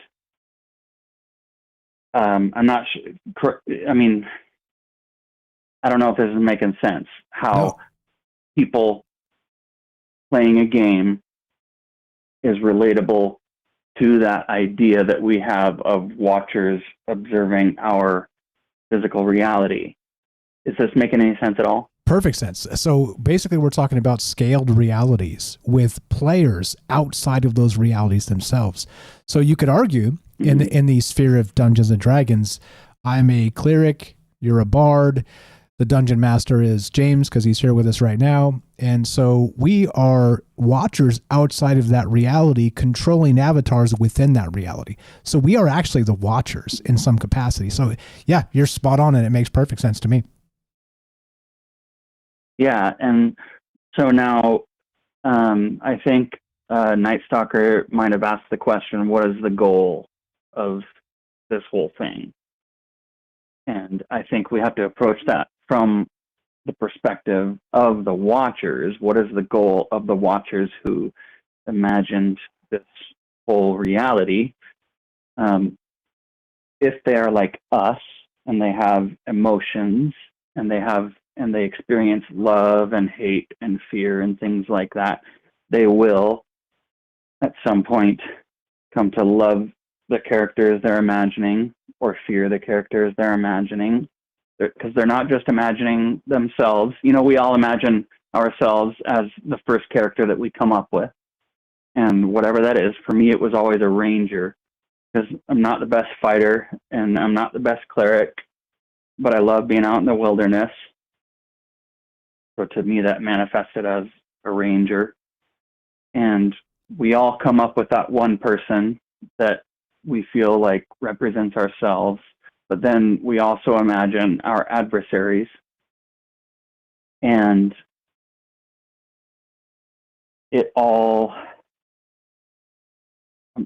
oh dang, I kind of lost where I was going with that. But take a second and collect it. I'm going to agree with you. There's some magic in the forest, and there's some magic and sort of being one with nature, and the old school rules, the +1 with the bow, sort of innately as the ranger class.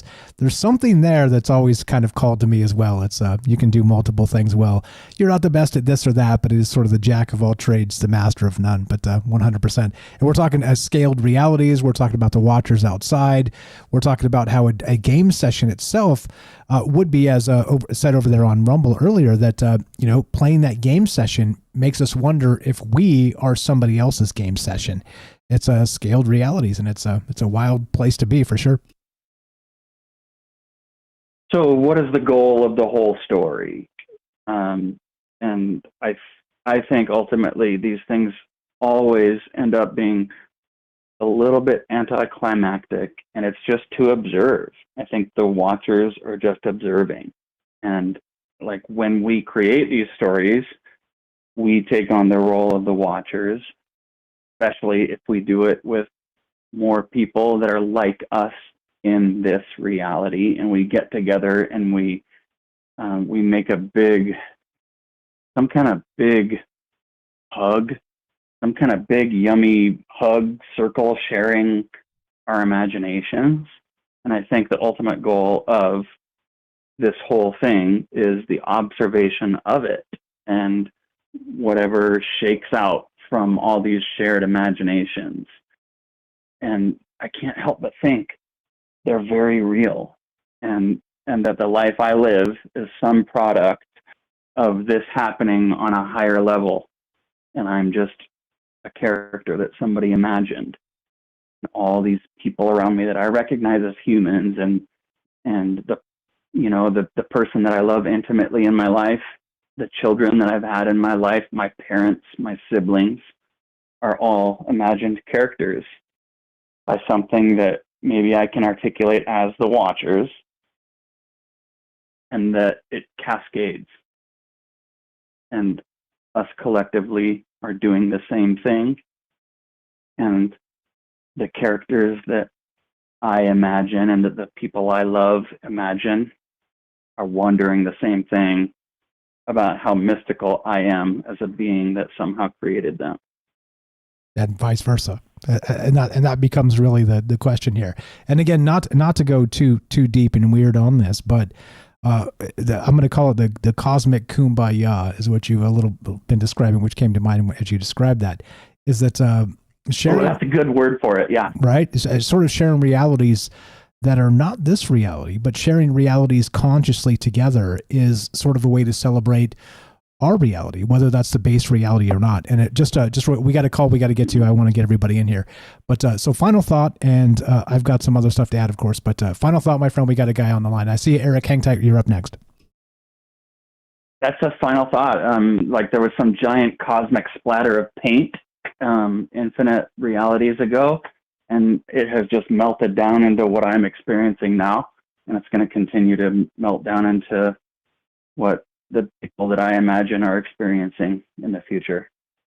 Amen. Amen, brother. And I'm glad you're here sharing this alternate reality with us, this weird digital medium, troubled mind space. And thanks for being part of this. So weird. Always a pleasure, brother.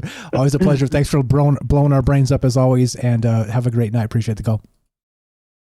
Thank you. Night, guys. Thanks. Take care. That's Michael W. on YouTube. Sorry, not YouTube. Discord. If you haven't joined the Discord, troubledminds.org, click the Discord link.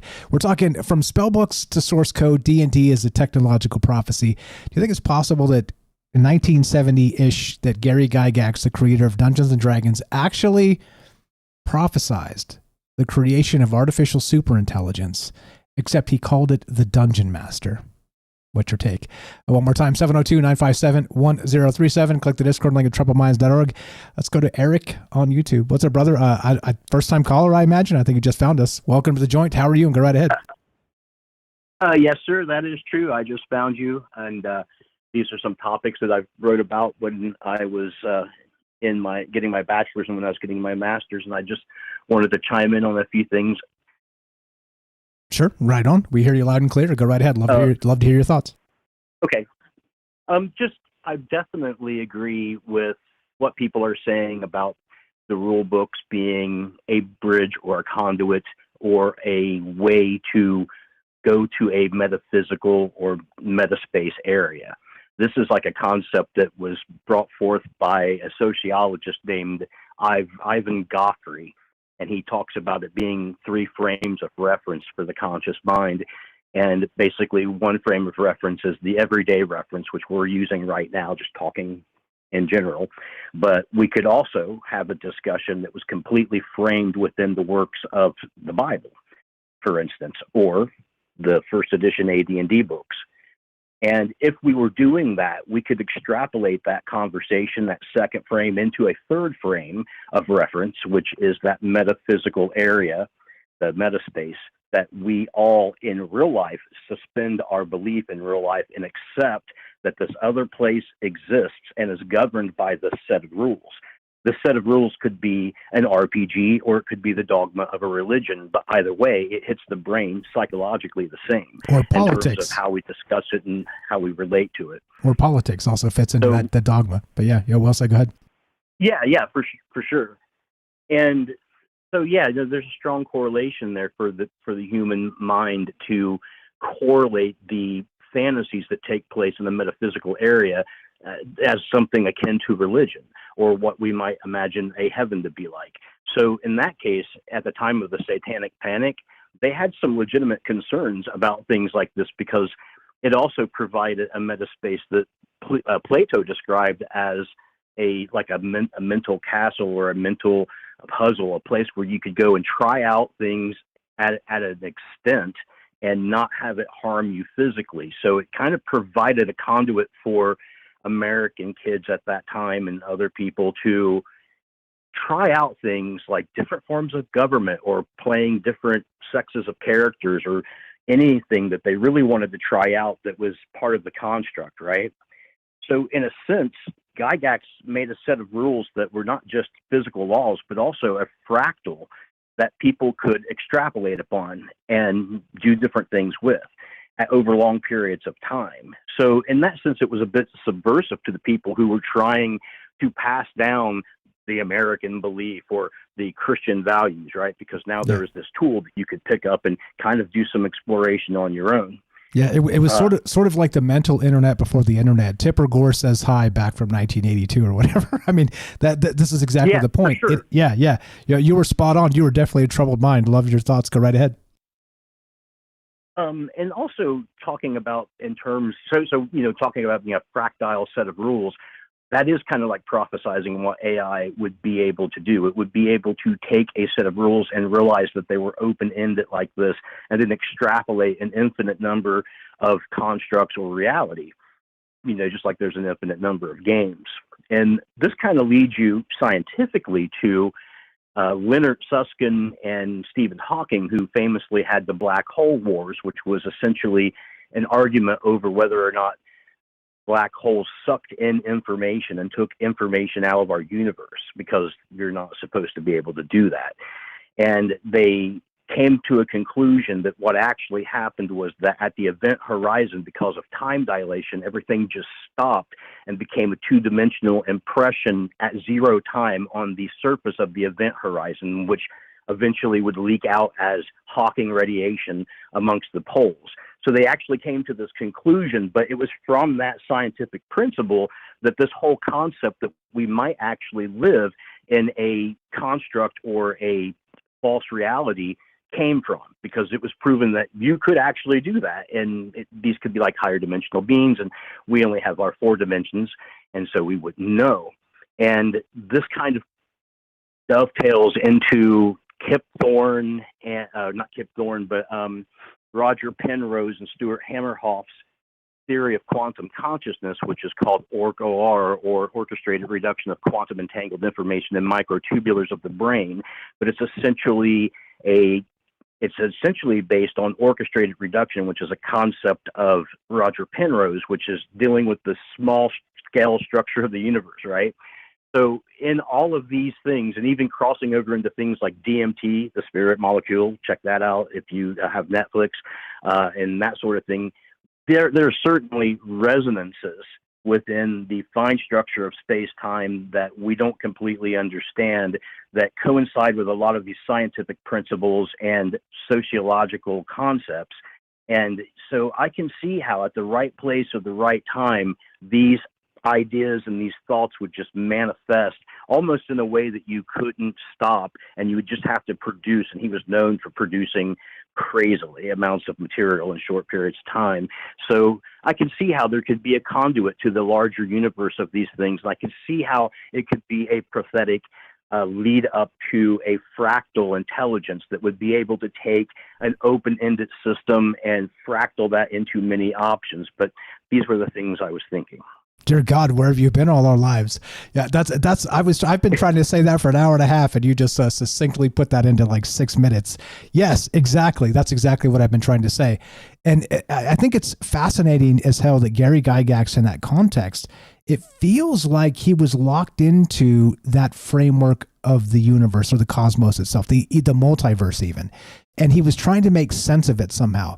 And like I said, think about how difficult it would be. You're not building, like the board game Risk or the board game Life.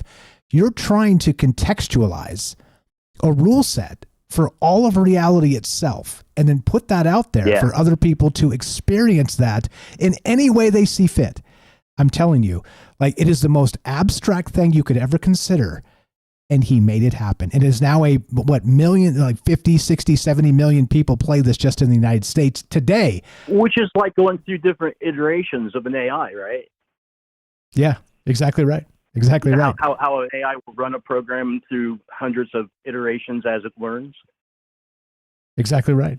Exactly right. And so do you think that, back to the prophetic aspect, do you think he predicted the creation of the first dungeon master, which is artificial superintelligence? Does that play?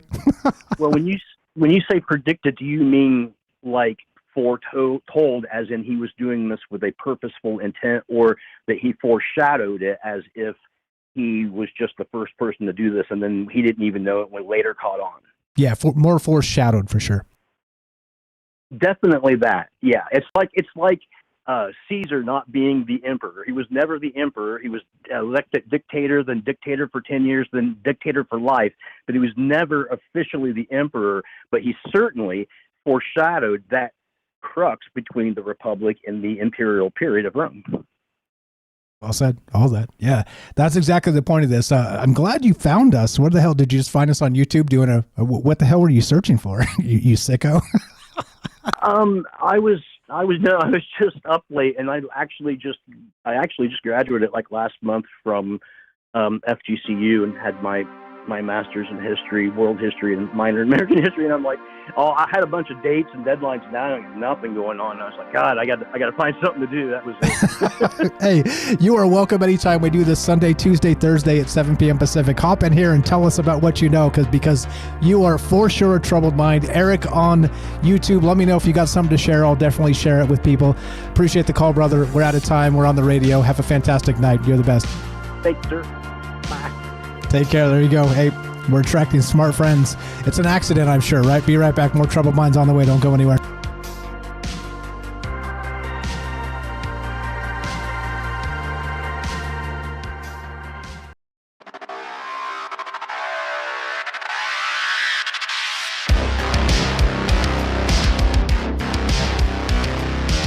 Welcome back to Troubled Minds. I'm your host, Michael Strange. We're streaming on YouTube, Rockfin, Rumble, X, Twitch, D-Live, and Kick.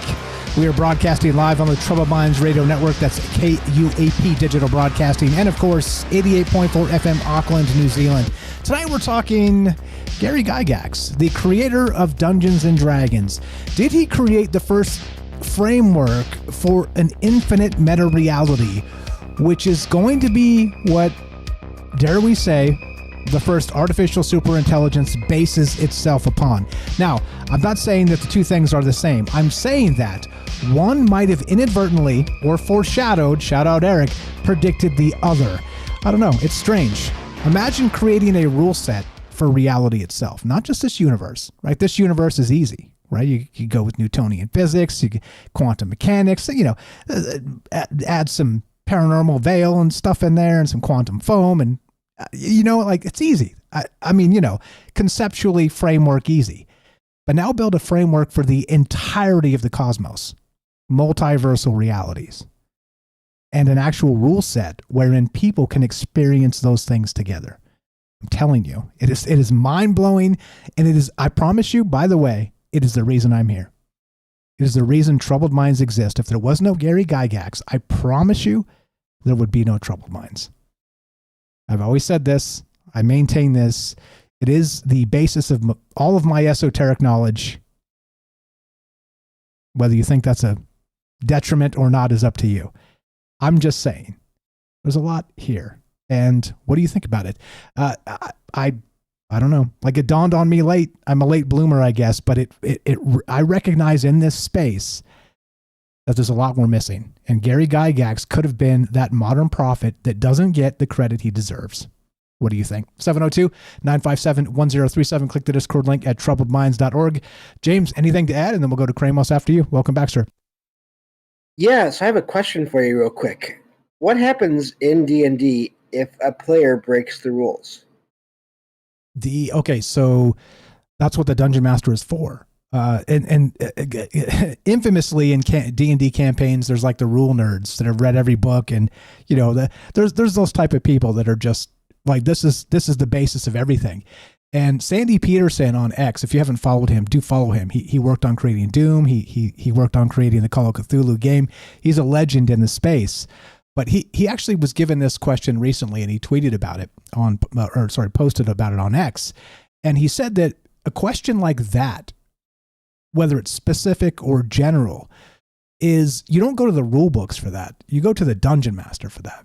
So the Dungeon Master will decide whether that plays or not, and whether you can do or cannot.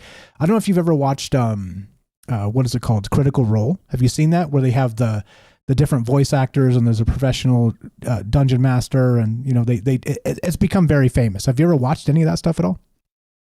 No, I haven't watched it, but I do. There's a reason why I asked you that question. Because in writing, if you're writing a story, once you set up rules, if a character or if you, and I say that there can be a difference. Any writer will probably know that sometimes characters will just do random things that you were not planning on. If that happens and you allow it to happen, sometimes you will lose the interest of the people reading the story. Because if you make rules and then they get broken and there's no reason for it or consequences for it, or new rules sort of made to establish why or how that happened, then it doesn't seem like it's a real story. Or it doesn't seem like it could be real.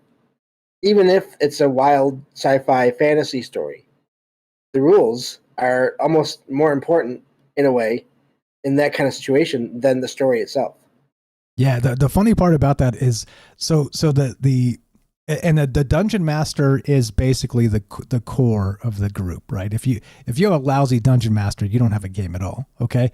But if you have some lousy players that are always trying to sort of spin off in left field all the time and derail every damn thing, it's kind of part of the game a little bit, because you're telling, you know, creating a reality together, storytelling together, some of that stuff, right? So the unpredictability bit of the players and how because they're trying to role play. They're trying to role play. Okay, I'm a dwarf. I'm, you know, this old. I'm a middle-aged dwarf that is a fighter. This is my alignment. This is my background. So they're trying to role play the best they can in this space of, right, the reality and the situations given them.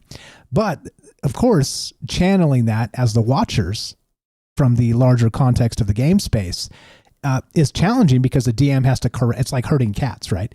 And if you get some players or a batch of players that are always derailing everything all the time, those players don't get invited back. So I guess they get exiled to the void, I guess, is probably the best way to put that. I mean, there's got to be some level of creation together, right? Where people have fun and don't try and make it difficult on everybody else. But yeah, I think I think that's a fantastic question, and clearly it's multifaceted in the response. But yeah, what else you got? Yeah, that was it on that. Just the idea that, you know, think of how often things happen in this universe or in other fictional universe where it doesn't seem to make sense, but then it kind of can, depending on the circumstances. But the the other thing I want to mention real quick is I don't know if people have heard or realized. Going back to Derek's call, when it comes to comic books, many of them have been around for decades, almost a century at this point. When it comes to Marvel and DC and all that, and so when we talk about writers, we're not just talking 2 or 3 or 5 or 10 or 20 or 100. Who knows at this point? Especially with how many comics have been created and connections have been created between the comics. So that is quite the shared environment, the shared creation space, and I think that can explain why contradictions happen, and things get changed from one writer to the next because of their own view on things, and that's sort of a plus and a minus when it comes to that whole realm. So I just want to point that out as well. Well said. You were the best. Appreciate you very much. We're taking your calls tonight as we talk about from spellbooks to source code, Dungeons and Dragons as technology prophecy. And did Gary Gygax in the early 70s foreshadow the coming of AGI? No, not artificial general intelligence, ASI, artificial superintelligence. And is that the summoning not of a digital god as we've described, or as many other people have? Roger Penrose, again, shout out Eric for bringing him up. We've talked about him in the past as well. But conjuring directly the first dungeon master. Maybe not. Love to hear what you think. 702-957-1037. Everybody's welcome, and love to have you on the show. Let's go to, hold on, let me click the things. There we go. All right, let's go to Kramos. What's up, brother? You're on Troubled Minds. How are you, sir? Welcome to the joints, and go right ahead. Hello. Good evening. Can you hear me? Loud and clear. You sound great. Hey, I have a new microphone, and I was listening to the show, and I was looking the right button, not having problems with my audio. Perfect. I barely. I'm an audiophile, and I've got headphones on, so I can barely. Are you wearing headphones? Is my question to you. Yeah, I'm wearing headphones. Okay, you sound good. Go right ahead. Okay. I'm wishing you the best. What a guest, Eric. It was like, wow. Right? Like I said, we have some sort of magic for just summoning smart people and bringing them to the joint. So yeah, Eric's welcome back at any time, as are all of you guys too. But it is wild that we get some, random person just kind of stumble upon us and just show up and light all our brains on fire. But yeah, he's on the game. He's on the game as you are. What do you got for us tonight? Go ahead. I'm not. I don't have too much knowledge about the game. It's a role game, isn't it? It's a what game? What was the word you said there? Dungeons and Dragons. It's a role game. A card game. No, role playing game. It's a role playing. Yeah, it's a tabletop role playing game is what it is. So it's not a card game at all. It was basically. Just again, I should have probably prefaced this when we started tonight. It's people sit around a tabletop, role play. The dungeon master is basically the neutral monad or whatever, like even larger than that in the context. That kind of is the rule maker and the storyteller. But the players also storytell within a role that they've derived, a character.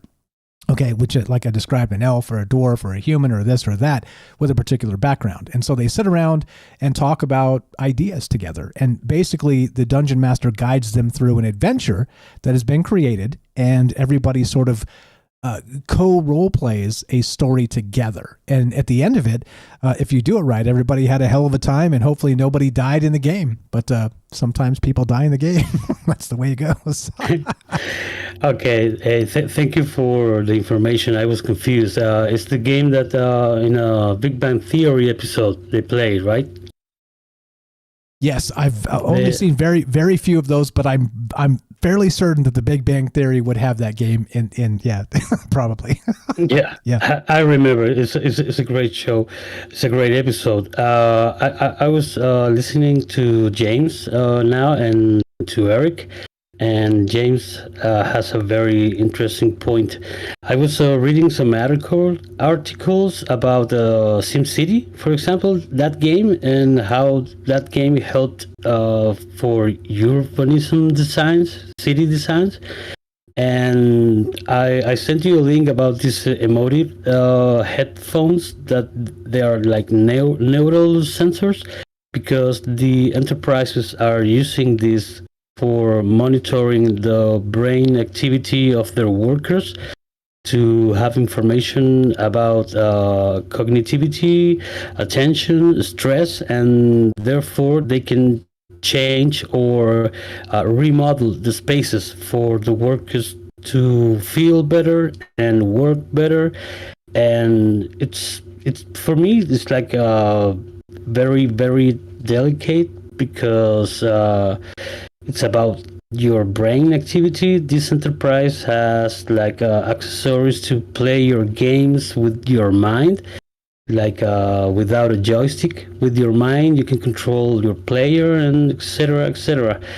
And the book that you are showing about that story and that potential prediction, I think it's blowing my mind in terms of I think more than one main character in history have done this. But if this book, it's disclosing, quote unquote, the beginning of a very new system, control system, it's very, very impressive in terms of I remember like in COVID, when here in Chile we had these lines of automobiles, and the authorities were getting information about everybody before they can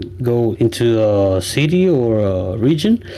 And I think that database, it's the database that they are executing right now through hyper surveillance monitor system in the airports, in the grocery stores, in the schools, in every place. So if you ask me, I think that book, of course, has a very core about what it was going to happen. So that gentleman, I think, maybe received information from above. It feels like it. So what you're describing is basically the opposite. So Gary Gygax gave us sort of a decentralized framework for encapsulating every story ever imagined, okay? And anything that ever will be imagined. You can fit this into the Dungeons & Dragons rulebook. What you're describing is sort of a next-level surveillance state. It's the anti-Gary Gygax. It is not a benevolent dungeon master. This is a psychotic, chaotic, evil level dungeon master that wants to, again, put these headphones on us and to track our brain waves and make sure that we're doing all the best we can for the company in every moment of our lives, type of thing. It's this is the creepy part, is that when you look at where we're headed with technology, and this, as I'd like to call it, go back to Art Bell, again, a huge inspiration as well, is the quickening. He talked about it then, back in the late 90s, early 2000s. He was talking about this, the quickening itself. And he was describing sort of a metaphysical quickening, except, which I think plays because we are now in the maybe second or third stage of that idea, where it's a technological quickening that fits into that metaphysical space. And what do we do with that? Like, I don't know. I don't know what this looks like. I don't think anybody knows what the next 10 years looks like. And that's why this is so thrilling, fascinating, exhilarating, terrifying. I don't know. You pick your adjective there, but there's a whole bunch of things kind of in play. And you're right. There's a very dark part of this that can actually become something that we don't want. And so back to what I was saying, to make my point here, is that a decentralized storytelling of the human consciousness together to get that cosmic kumbaya is the best of us. The opposite of that, the chaotic evil dungeon master, is the worst of us. And so, well, welcome to it. Welcome to it. Yeah, fire stuff. You've never played Dungeons and Dragons, and it doesn't matter though, because the framework and the rule set, which dawned on me recently, seems to be the framework of reality, not just our universe, the full scope of reality, which, like I said, is mind blowing in and of itself. But fire stuff. What else you got? Go ahead. It's very interesting what you say about the evil and creepy part of this, and the beautiful and enlightenment part of this. Because if you think about it, if you invest your time and energy to be afraid about what they're going to do with your brain, with your data, with every system that controls your life, smart cities and all that, I think the other part is to not to be afraid. And I think sometimes the quote unquote enemy has the weapons for us to build something greater. And I think the main tool is not to feel afraid, but be responsible to study all this subject, and be responsible about how you can use these technologies and these systems for your own good and your family's good. And I think it could be a very enlightenment. I think you can take these tools and build some things filled with light, not being afraid of the creepy and evil part. Exactly, which is what we're always talking about specifically on this show, is that we're always doom, sort of everybody's doom scrolling, everybody's chasing, if it bleeds, it leads, all the rest of this stuff. But if you sort of detach from that, look what a beautiful space we've built. And so it is a, hate the term because AI uses the term, it is a testament to human will and human ideas and what this looks like in the future if we present ourselves with the best idea of our future. We can do this. We can do this together. I'm a glass half full type of guy. I'm a white pillar, as they would say. I'm ready for this. Whatever comes, I'm ready. However, I see abundance. However, I see obstacles to it with this sort of new space coming, this new technological space. And I have a problem with authority. So if there's and I talk about the cold hard spreadsheet of academics and the rest of this, where they're like, healthcare, you're old anyway. Why we got to spend the money to fix your knee when, you're going to be dead in 5 years type of stuff, right? Like that type of stuff to me is like, wait a minute now. Wait a damn minute. We got a problem here. We got a sick problem that has nothing to do with healthcare. It has a very specific something to do with how we treat people and how we view people. Are they a commodity or are they not? Are they a human soul that deserves the best in any given moment? And it's philosophical for sure, but also the systems we're dealing with and the people in charge aren't. Let's call it what it is. They're probably, in D&D terms, neutral evil. I mean, that's how I see it. Now, I don't know about chaotic evil, but they're certainly neutral evil. They don't. They're certainly not doing things to help the rest of us for the most part. At least it seems like that to me. But what else you got? Go ahead, sir. Problems with authority, you and me both, my friend, because I think they are trying to establish something that is impossible to establish. Even they try with the most amazing digital tools of control. They can take my voice and change it. They can take everything. I know they know more than me, than myself, but they will never know my feelings, and they will never know my intentions to project to another person when I'm speaking. The tone of my voice, the frequency and the volume of my voice, and my feelings and my electric activity. For that, it always be mine. That's what I think. Fair enough. The human soul plays, doesn't it? Or at least the consciousness aspect of it, the energetic aspect of it. I'm with you. Yeah, I agree. We have also, by the way, too, I think for the time being, our advantage on AI, I've said this before, is our intuition. We have sort of that, epigenetic sort of unreally defined intuition aspect to us, where we know when there's a bad player in the game, because you can't define how we know. We just know, right? It turns out probably most times we're right about that. It's not always like perfect bang on 100%, but intuition is the game we have ahead of AI. But I don't know, like AI's game is predicting the next token. So when the next token becomes this temporal space that's like 1,000 years, you're predicting the next token in 1,000-year chunks. So, I mean, we're talking Dyson sphere level stuff, but still enough compute and enough energy. And who knows, man? Like this is why we need to talk about this stuff now, because this might accelerate faster than we ever dreamed.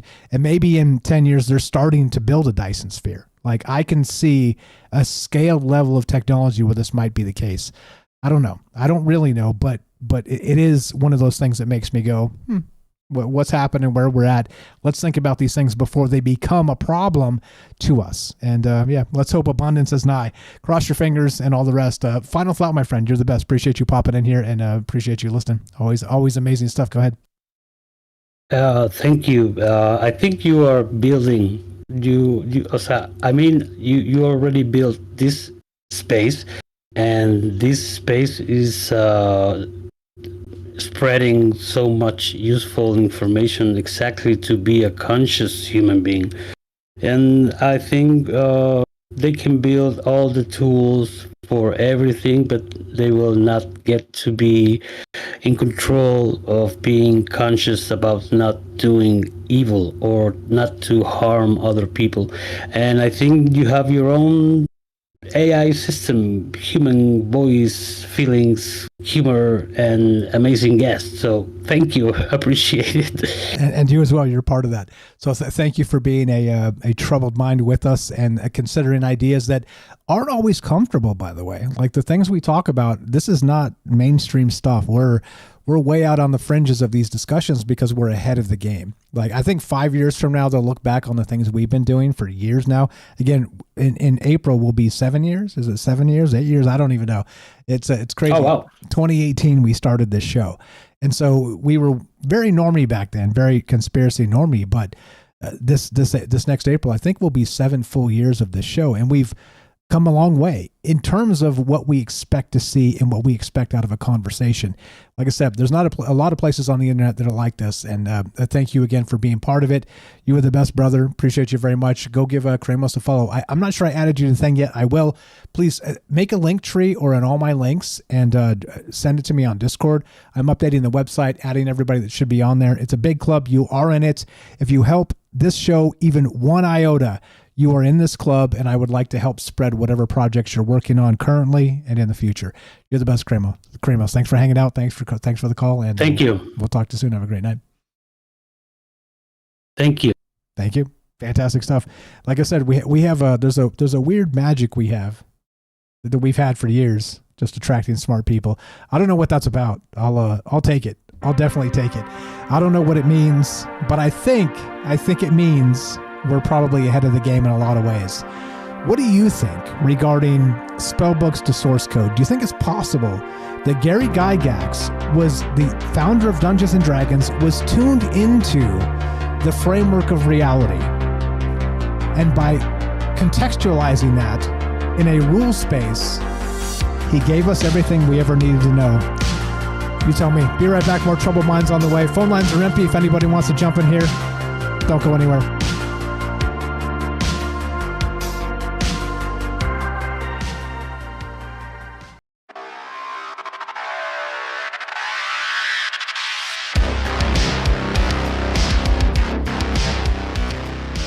Welcome back to Troubled Minds. I'm your host, Michael Strange. We're streaming on YouTube, Rockfin, Rumble, X, Twitch, D-Live, and Kick. We are broadcasting live on the Troubled Minds Radio Network. That's KUAP Digital Broadcasting and 88.4 FM, Auckland, New Zealand. Tonight we're talking Gary Gygax, the creator of Dungeons & Dragons. Now, I know you hear that and you're like, satanic panic, Mike. Hey, come on, stop. You're trying to like brainwash us with the devil. No, stop. I am absolutely not. I'm discussing the idea and the fact that Gary Gygax may have been a modern day prophet that has not been given the credit that is due. Yep, I'm saying it. I said it. I've been saying it all night. It dawned on me as I was thinking about this UFO disclosure stuff that we talk about quite a lot, right? I don't know. Like, you know me, my general basic take on this is, sure, there are weird anomalous things happening in the cosmos, in our reality, okay? Or just our universe, not even going weird multiversal stuff. Not we don't have to go academic on anything. Just on this earth, there's weird stuff that's still unexplainable as yet, okay?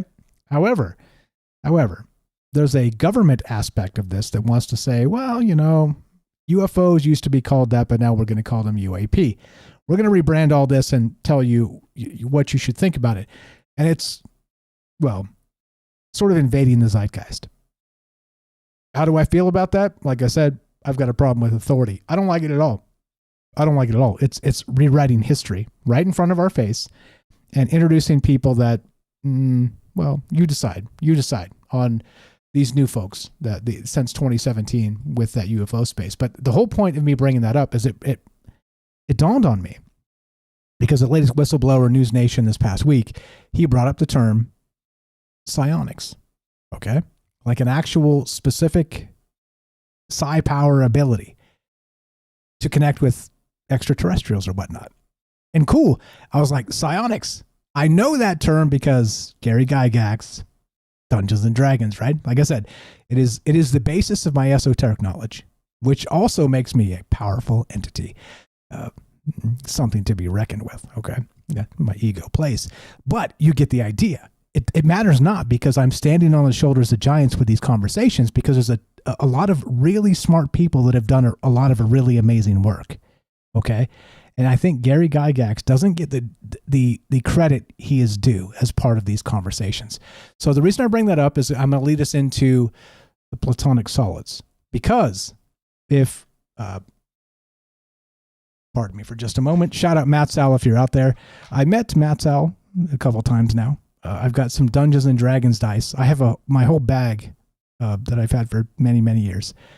Dungeons and Dragons dice are shaped in these particular spaces. These ones are from Matt Sal. Shout out Matt and Lacey. Again, we had dinner in California when I was out there. Thank you for this kind gift. I'm going to show you he gave me a dice rolling thing too. So not only that, check this out. Check out how amazing this is. He hand painted this, right? And it is a dice rolling mechanism. Yes.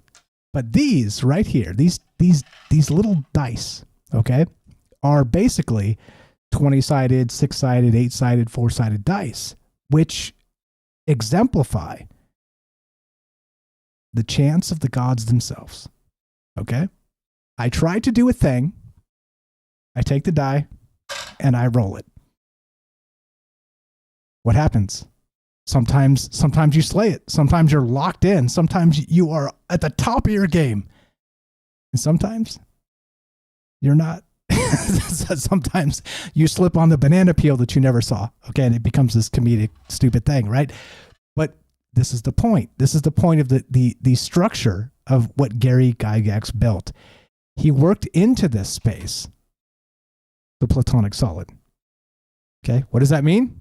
Let me read you the thing. I got a blurb here. Phone lines are open if anybody wants to be part of the conversation tonight. We're talking Gary Gygax creating a framework of multiversal realities for our imagination that will fit any story you could ever encapsulate or imagine, past, present, or future. Think about that. That quick little blurb I just said, think about that and how difficult that is. And do you think he was actually tuned into something? I think maybe. And that's why I'm talking about this.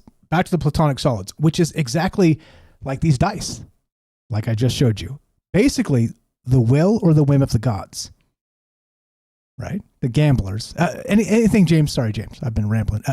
If you got anything to add to that real quick, I got Platonic solids on deck here. But anything on that, the dice aspect of this or the reality excursion of Gary Gygax, the prophecies, what do you got? Anything AI, whatever. You know the drill. Just don't want to run you off here. No problem. Just a couple of things. It is funny. When Mike mentions the problem with authority, I'm the same way, and we sometimes joke with each other about that. Don't tell me what to do. I said that to him just last night in the chat. But also in regards to psionics and all that too, there have been studies over the last few decades, several decades now, regarding abilities that people may have, either to read minds or to pick up information without being able to see it, or even to move objects with their minds. So that all those things that has been happening, even if only in a small degree as of now. Well said. Yeah, exactly right. A lot of things in motion here. What does Yoda say? Always in motion, the future is, and this is the present we live in. So strap in, because we don't really know the answers to any of this stuff. But yeah, fire stuff. Okay, now back to the dice. Now the dice, of course, are the chance of the gods. Like I said, you can slay something or you can fumble something. By the way, did anybody watch that football game today? Quick 30-second sidebar sports ball. Check this out. They had the Buffalo Bills and the Ravens. It was the Ravens? Yeah, Baltimore. Yeah, okay. So it tells you how really locked into this I am. I have the games on. I don't really watch. I just kind of pay attention for the big moments and then, and then watch them. They had a chance to tie this game, okay, with like a minute and a half left. They had scored the touchdown to get within 2 points. They had the 2-point conversion, and they threw the ball to the dude. They called the right play. They executed perfectly. They put the ball to the dude to tie the game, and the dude dropped the ball. Dude dropped the ball. Right? Those things you roll the dice, right? They've done that in practice 1,000 times. And that guy catches that ball 997 times out of 1,000. But in this moment, the biggest moment of their entire season, to tie this game up with a minute and a half left, he rolled a 1. And dude sliding into the end zone to tie the game couldn't catch the ball. A professional ball catcher. I promise you, you do that to that guy the next 100 times, he catches all 99 of them. He just dropped the ball, right? The will of the gods, right? Whatever that is, whatever that looks like, whatever that is, back to the Platonic solids. And back to the dice, right? The dice I was describing. The ancient Greeks believed in perfect geometric forms that they call the Platonic solids.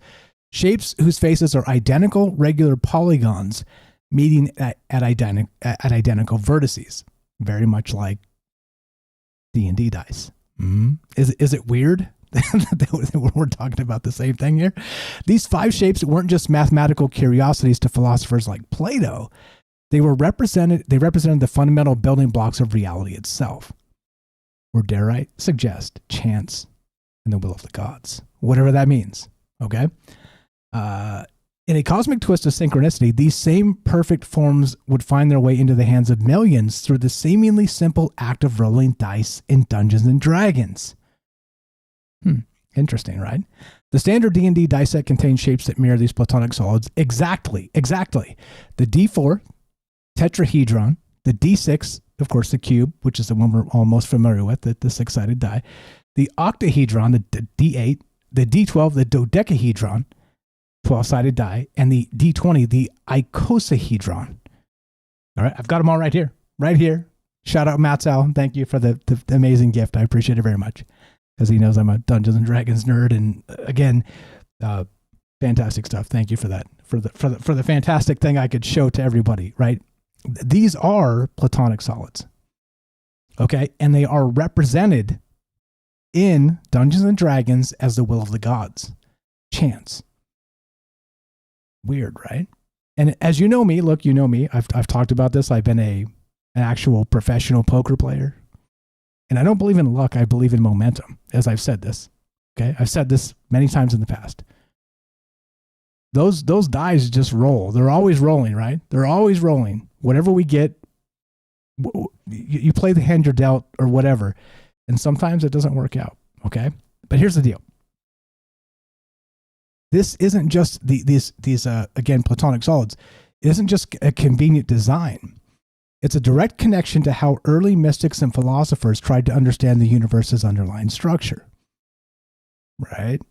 Gary Gygax, 1970-ish, creating this game that has this rule set, this larger rule set of how we experience reality, how you quantify a fumble in the end zone in the most critical moment of your entire year of a professional ball catcher, right? It's weird, isn't it? It's weird. Anyway, so so Plato associated each solid with a classical element. The tetrahedron with fire, the cube with the earth, the octahedron with air, the icosahedron with water, and the dodecahedron with the cosmos itself. Okay, and so recognize what we're dealing with here, and tell me that Gary Gygax wasn't some sort of seer. He did, like, it seemed like, and this is one of the things, by the way, that locked me in when I was a kid. I was lucky enough to spend some time on the Carmel coast when I was very young. We had a friend that lived up there, and we would spend summers with Auntie Mel. Shout out, I love you, rest in peace. And we would walk down from their house to the Carmel coast. The ocean, one of the most beautiful places in the entire world. I grew up there, on and off. And my grandmother lived out there as well. But when we walked down to the ocean, there was this store, this magical store to me when I was 10 or 12 or whatever it was. And you'd walk in there and they had crystal dragons hanging from the ceiling. They had glass cases of these Dungeons and Dragons dice. They were way too expensive for me to even dream of buying. But all of these the actual specifics of these platonic solids were represented as these, I don't know, I didn't even know what they were. But it felt like the dragon's treasure. What is it? What's his face? Beowulf, the Beowulf, right? In that dragon's lust. But you get the idea. Like every time we walk down to the beach, we go hang out at the beach half the day, all the day, whatever. But on the way down there, we'd stop into this place that we couldn't afford anything at because it was, again, Carmel by the beach. The prices were ridiculous. And on the way back, we would stop in as well. And it was part of the dream that has culminated this idea.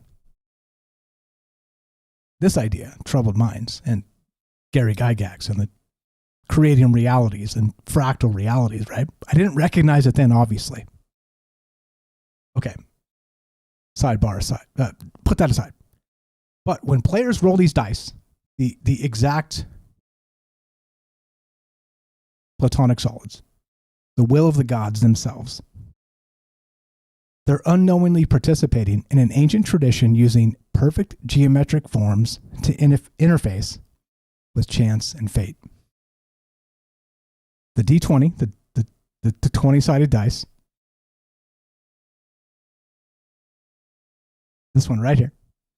Yeah, roll it around if you guys are watching the stream, 20-sided dice. I've got one right here. Was so crucial to determining success or failure in Dungeons and Dragons. It shares its form with the icosahedron that Roman fortune tellers carved from crystal and used to divine the future. Now tell me, do you think Gary Gygax was just a goofball? You think he was a satanic panicker? You think he brought about the Anton LaVey's of the world or whatnot? I'm just saying. It's critically important to recognize how all of these things come together in a particular space. If you guys are listening to audio only, I know we're on radio, and so I'm showing dice and stuff and whatnot. But do check out the actual video feeds, and you'll see what I mean. Or just search it yourself, Dungeons and Dragons dice. You'll find exactly what I'm talking about. And they are all manner of crystals, and they have fancy ones too. You could spend hundreds of dollars on a set of D&D dice that are real, actual crystals that have been cut into these shapes, and the numbers etched into them of real gemstones. And that was the entire purpose and the originality of this, because they were supposed to look like not just platonic solids. They were supposed to look like gemstones from a dragon's hoard. It's weird, right? It's a weird thing. Like I said, I didn't recognize it when I was like 12. I recognize it now. And that's why I'm talking about it tonight. Look, I could talk about the UFO stuff and I don't know. This, to me, seems more at the substrate of reality, which is what we should be considering. I don't know. You tell me. You tell me. Anything on that, James, with the D&D dice? I know you probably haven't played a lot of this, but that platonic solid stuff and the will of the gods and the chants, I mean, I'm sure you fumbled a thing or two in your life. What's your take on that? Oh, a lot more than a thing or two. But yeah, no, I think you're right. I mean, with Gary Gygax and so many others, and I'm not trying to put him down when I say that. I'm just acknowledging so many different people. I do think whenever anyone makes anything, yes, there is material or there's ideas or thoughts that come from that individual. But I have a really hard time accepting that there's not other influences from outside of what we think of as this reality that may have parts in what people create. Because I can tell you every once in a while, I've mentioned this before, when I've done some writing over the years of fiction, and once in a while there will be a scene that I'm writing and I can see it in my mind. Now, I'm legally blind. I do not see things very well. But even with that, and especially in my mind, I have a hard time with visualizing things in my mind usually. But there have been a few times, a few scenes here and there, where I could see it in my mind like I was looking into some other place as I was typing things out. And if that's happening to me, then who knows how often that has happened to others as they're making things, whatever they're making, whether it's a game or anything.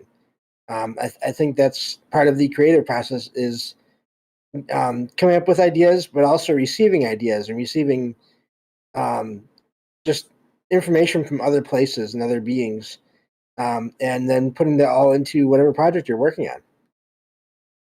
Yeah, well said. Thank you, as always, for being the glue of the show. And that becomes the deal, right? So, given you can be an expert at something, but with the platonic solids and the fate of the gods, you can still roll a 1. You can still catastrophically fail something. Again, perfectly illustrated by, I believe the guy's name was Mark Andrews, not to call the goat out of the game, but sliding in the end zone. It's snowing.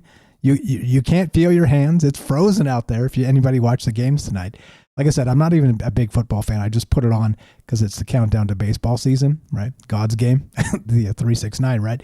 But a professional ball catcher in the biggest moment of his life, and this year, fumbled. He rolled a 1. It happens, right? It's a human thing. And I'm not demeaning human failure. It's what it is. But recognize that a professional ball catcher is going to catch that ball the next 99 times. It's important. It's an important thing to recognize, not just with him, but with the rest of us. That if you've practiced and you're here, and again, let's say you've been doing a radio show for several years or whatever, or podcast or whatever it is, been writing books for years and years and years, whatever it is, you've honed your craft. You're going to fumble. But also, don't discount all the rest of those die rolls that are critical hits. It's real. It's completely real. So back to the platonic solids fire stuff, James. Thank you. So when players roll these dice, like I said, they're unknowingly participating in this ancient tradition of basically interfacing with the gods, of chance and fate with these perfect geometric forms, which is the platonic solids. Look it up if you don't know what I'm talking about. I'll have a link in the description if you want to delve further into that. But I didn't know that when I was 12, when I walked down to the Carmel beach and played with the crabs and collected sand dollars and all the stuff. Which is that illegal? Is that legal anymore? I don't even know. I haven't been there in a long time, but it's one of those things where you're like, okay, so if this is the deal, this is fate. And fate comes down to this tiny little plastic shard.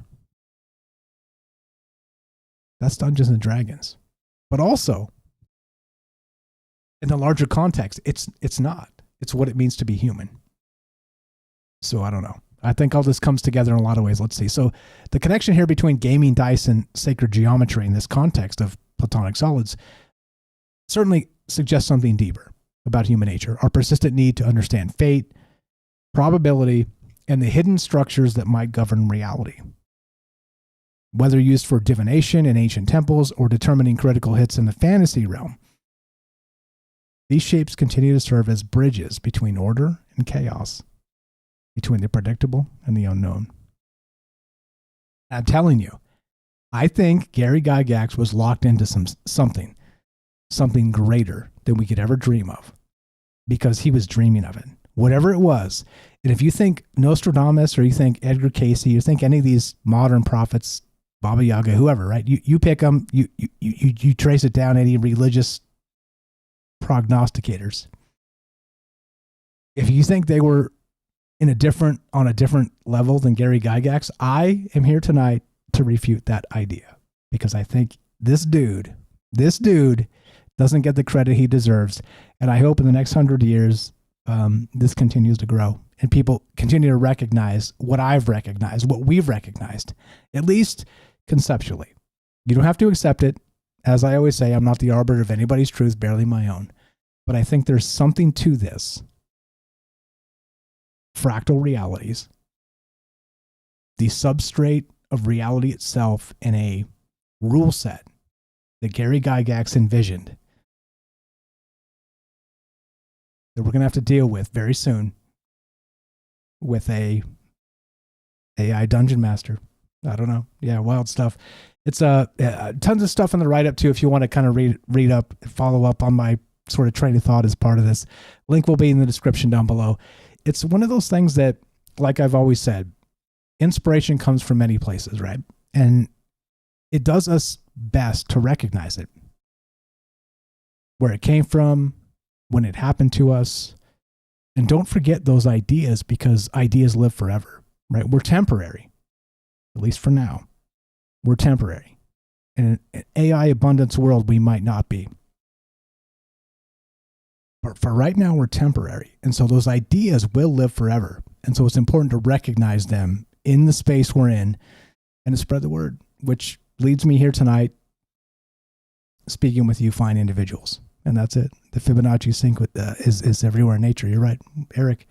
Anything, James? We got a minute or so left, and yeah, this one is near and dear to my heart, as you know, because I'm a diehard D&D guy, way back to the '80s. And the Satanic Panic is one of those things that makes me go, it feels like a hit piece, right? A hit piece on, oh yeah, like an actual something fantastic. So I don't know. Your take on that? Let's wrap this. Yeah, no, I was just thinking too, the time period in which he made the game. I mean, if you think about that, yes, he had access to, of course, all the mythology and the past and all the folklore and all that, but he was also in a time when technology was getting more and more advanced slowly there. But the possibilities of it were, I think, already at that point. I imagine, at least it was easy to imagine some of the possible ways technology could be used in the future at that point. So, but yeah, I do agree. The reason I talk about Stephen King and Marvel Comics all the time is because those are my two biggest influences growing up. I probably started reading Stephen King too early, middle school, but I think I turned out mostly okay overall. But and of course, comic books I found those more towards like my later teenage years. But yeah, those things. I mean, there's no way. It's just. I mean, think of how often. It's probably too many to count, Mike. How often have I brought those things up on your shows? I mean, just many, many times, because the things that we talk about in these shows seem to link up so well with some of the ideas in those other media forms. Yeah, exactly right. And you brought it up a lot. We've brought it up a lot as part of these conversations. And that's the point, is that, right? Like one person kind of like I said, if I take all these ideas and just sit in the corner and just mumble to myself, they're just a madman mumbling to himself, right? But then suddenly you talk about them sort of openly and publicly and kind of try and frame them as clumsily even as I do. And I'm not the only one thinking these things. That collective unconscious, right? That if I'm thinking it, someone else is certainly thinking about it. And this is exactly why we do this, because, hey, look, I'm not insane. I promise you, I'm a productive member of society. I have a day job, all the rest of this stuff. But I promise you, there's something to this that we're missing. And the things we're missing are incredibly important to talk about and to think about. And that's what this has always been about. As you know, the glue of the show, you're the best brother. You want to plug your stuff, or shall I? And then let's wrap this. I guess I could take care of that real quick. Yeah, just for anyone that doesn't know, I have a podcast, Salcedo Paranormal, and I even have a co-host now, the Arcane Observer, as well. Recently joined me for weekend shows, and we cover all things paranormal, unexplained, not just ghosts, but aliens, cryptids, just everything unusual, and put out a few shows per week. And then, of course, I have a book that is connected to the podcast that has most of my experiences. I've probably forgotten a few. And then many of the true stories, paranormal stories from the web that I've shared on the show. So you can find me over at Mike's website there, the Friends page, and go from there. troubledminds.org/friends. It says follow James here. Please do that. And go follow Jen, the Arcane Observer, as well in the chat. I appreciate you guys very much. Thanks for being part of this. Look, I don't claim to know anything other than philosophical constructs. That's exactly the point of this, is to consider possibilities. And I'm wrong. Just go ahead. If you're going to label any part of this bad, label it me. I'm wrong. I'm the guy. I'm the target. I'm wrong. Okay? Except sometimes, right? You fire out enough wrong stuff, once in a while you're right. And my intuition tells me it's probably more than that. It's not the broken clock situation. I think we're right about quite a lot of things. But if you want to be part of the conversation, you know what to do. Call the show when we're live, but we're ending right now. If you want to help us, please help us spread the word. Let people know a conversation is happening where we do not talk about politics. That's their narrative. That's the narrative they want us on about. That dogmatic narrative. Not just that, other dogmatic ideas. Let's break out of that and think about other things, human things, that might, well, lead us into an unknown future. That's the way I see it. If you want to help Troubled Minds, help our friends, troubledminds.org/friends. Please, a lot of people down there. I'm updating the website, so if you should be on that list, if you help me even one iota, you're on that list. It's a big club and you are in it. Please make a link tree or and all my links, send it to me on Discord or on email, troublemindsradio@gmail.com. If you have any social media or anything you're working on, I want to know about it. Let's help you. Let's get together. Let's collaborate. Let's collaborate ideas. Let's collaborate together. Let's collaborate what it means to be human and consider things that are outside of the dogmatic sphere. So please do contact me. I promise you, we'll put you on that list. Call back once in a while. The chat, whatever, retweet us, whatever it is you're doing. If you help us one iota, you are on the good list. And a friend of Troubled Minds. troubledminds.org/friends. Please send me. I'm updating the website. If you should be on that list, send me the stuff. I'll put you on there. Do it on a link tree or in all my links. That way, anytime you change or update anything, it will still be static for me, so I don't have to run and change everybody's stuff all the time. That's the best way. Even if you have like an X account that you want to pimp, fine. Put it on in all my links or link tree, and then I don't have to touch anything. You change something and it's all there. Okay, you're invited. You're all invited. Shout out to Eric. What's up? That was the rule when I did the podcast. No politics. Hey, you're in the right place. What's the podcast? See, tell us, please. We want to hear your podcast. You're a very smart guy. There we go. What do we got? If you want to help Troubled Minds, spread the word. Let people know conversations happening outside of the dogma space and all the rest. I don't know.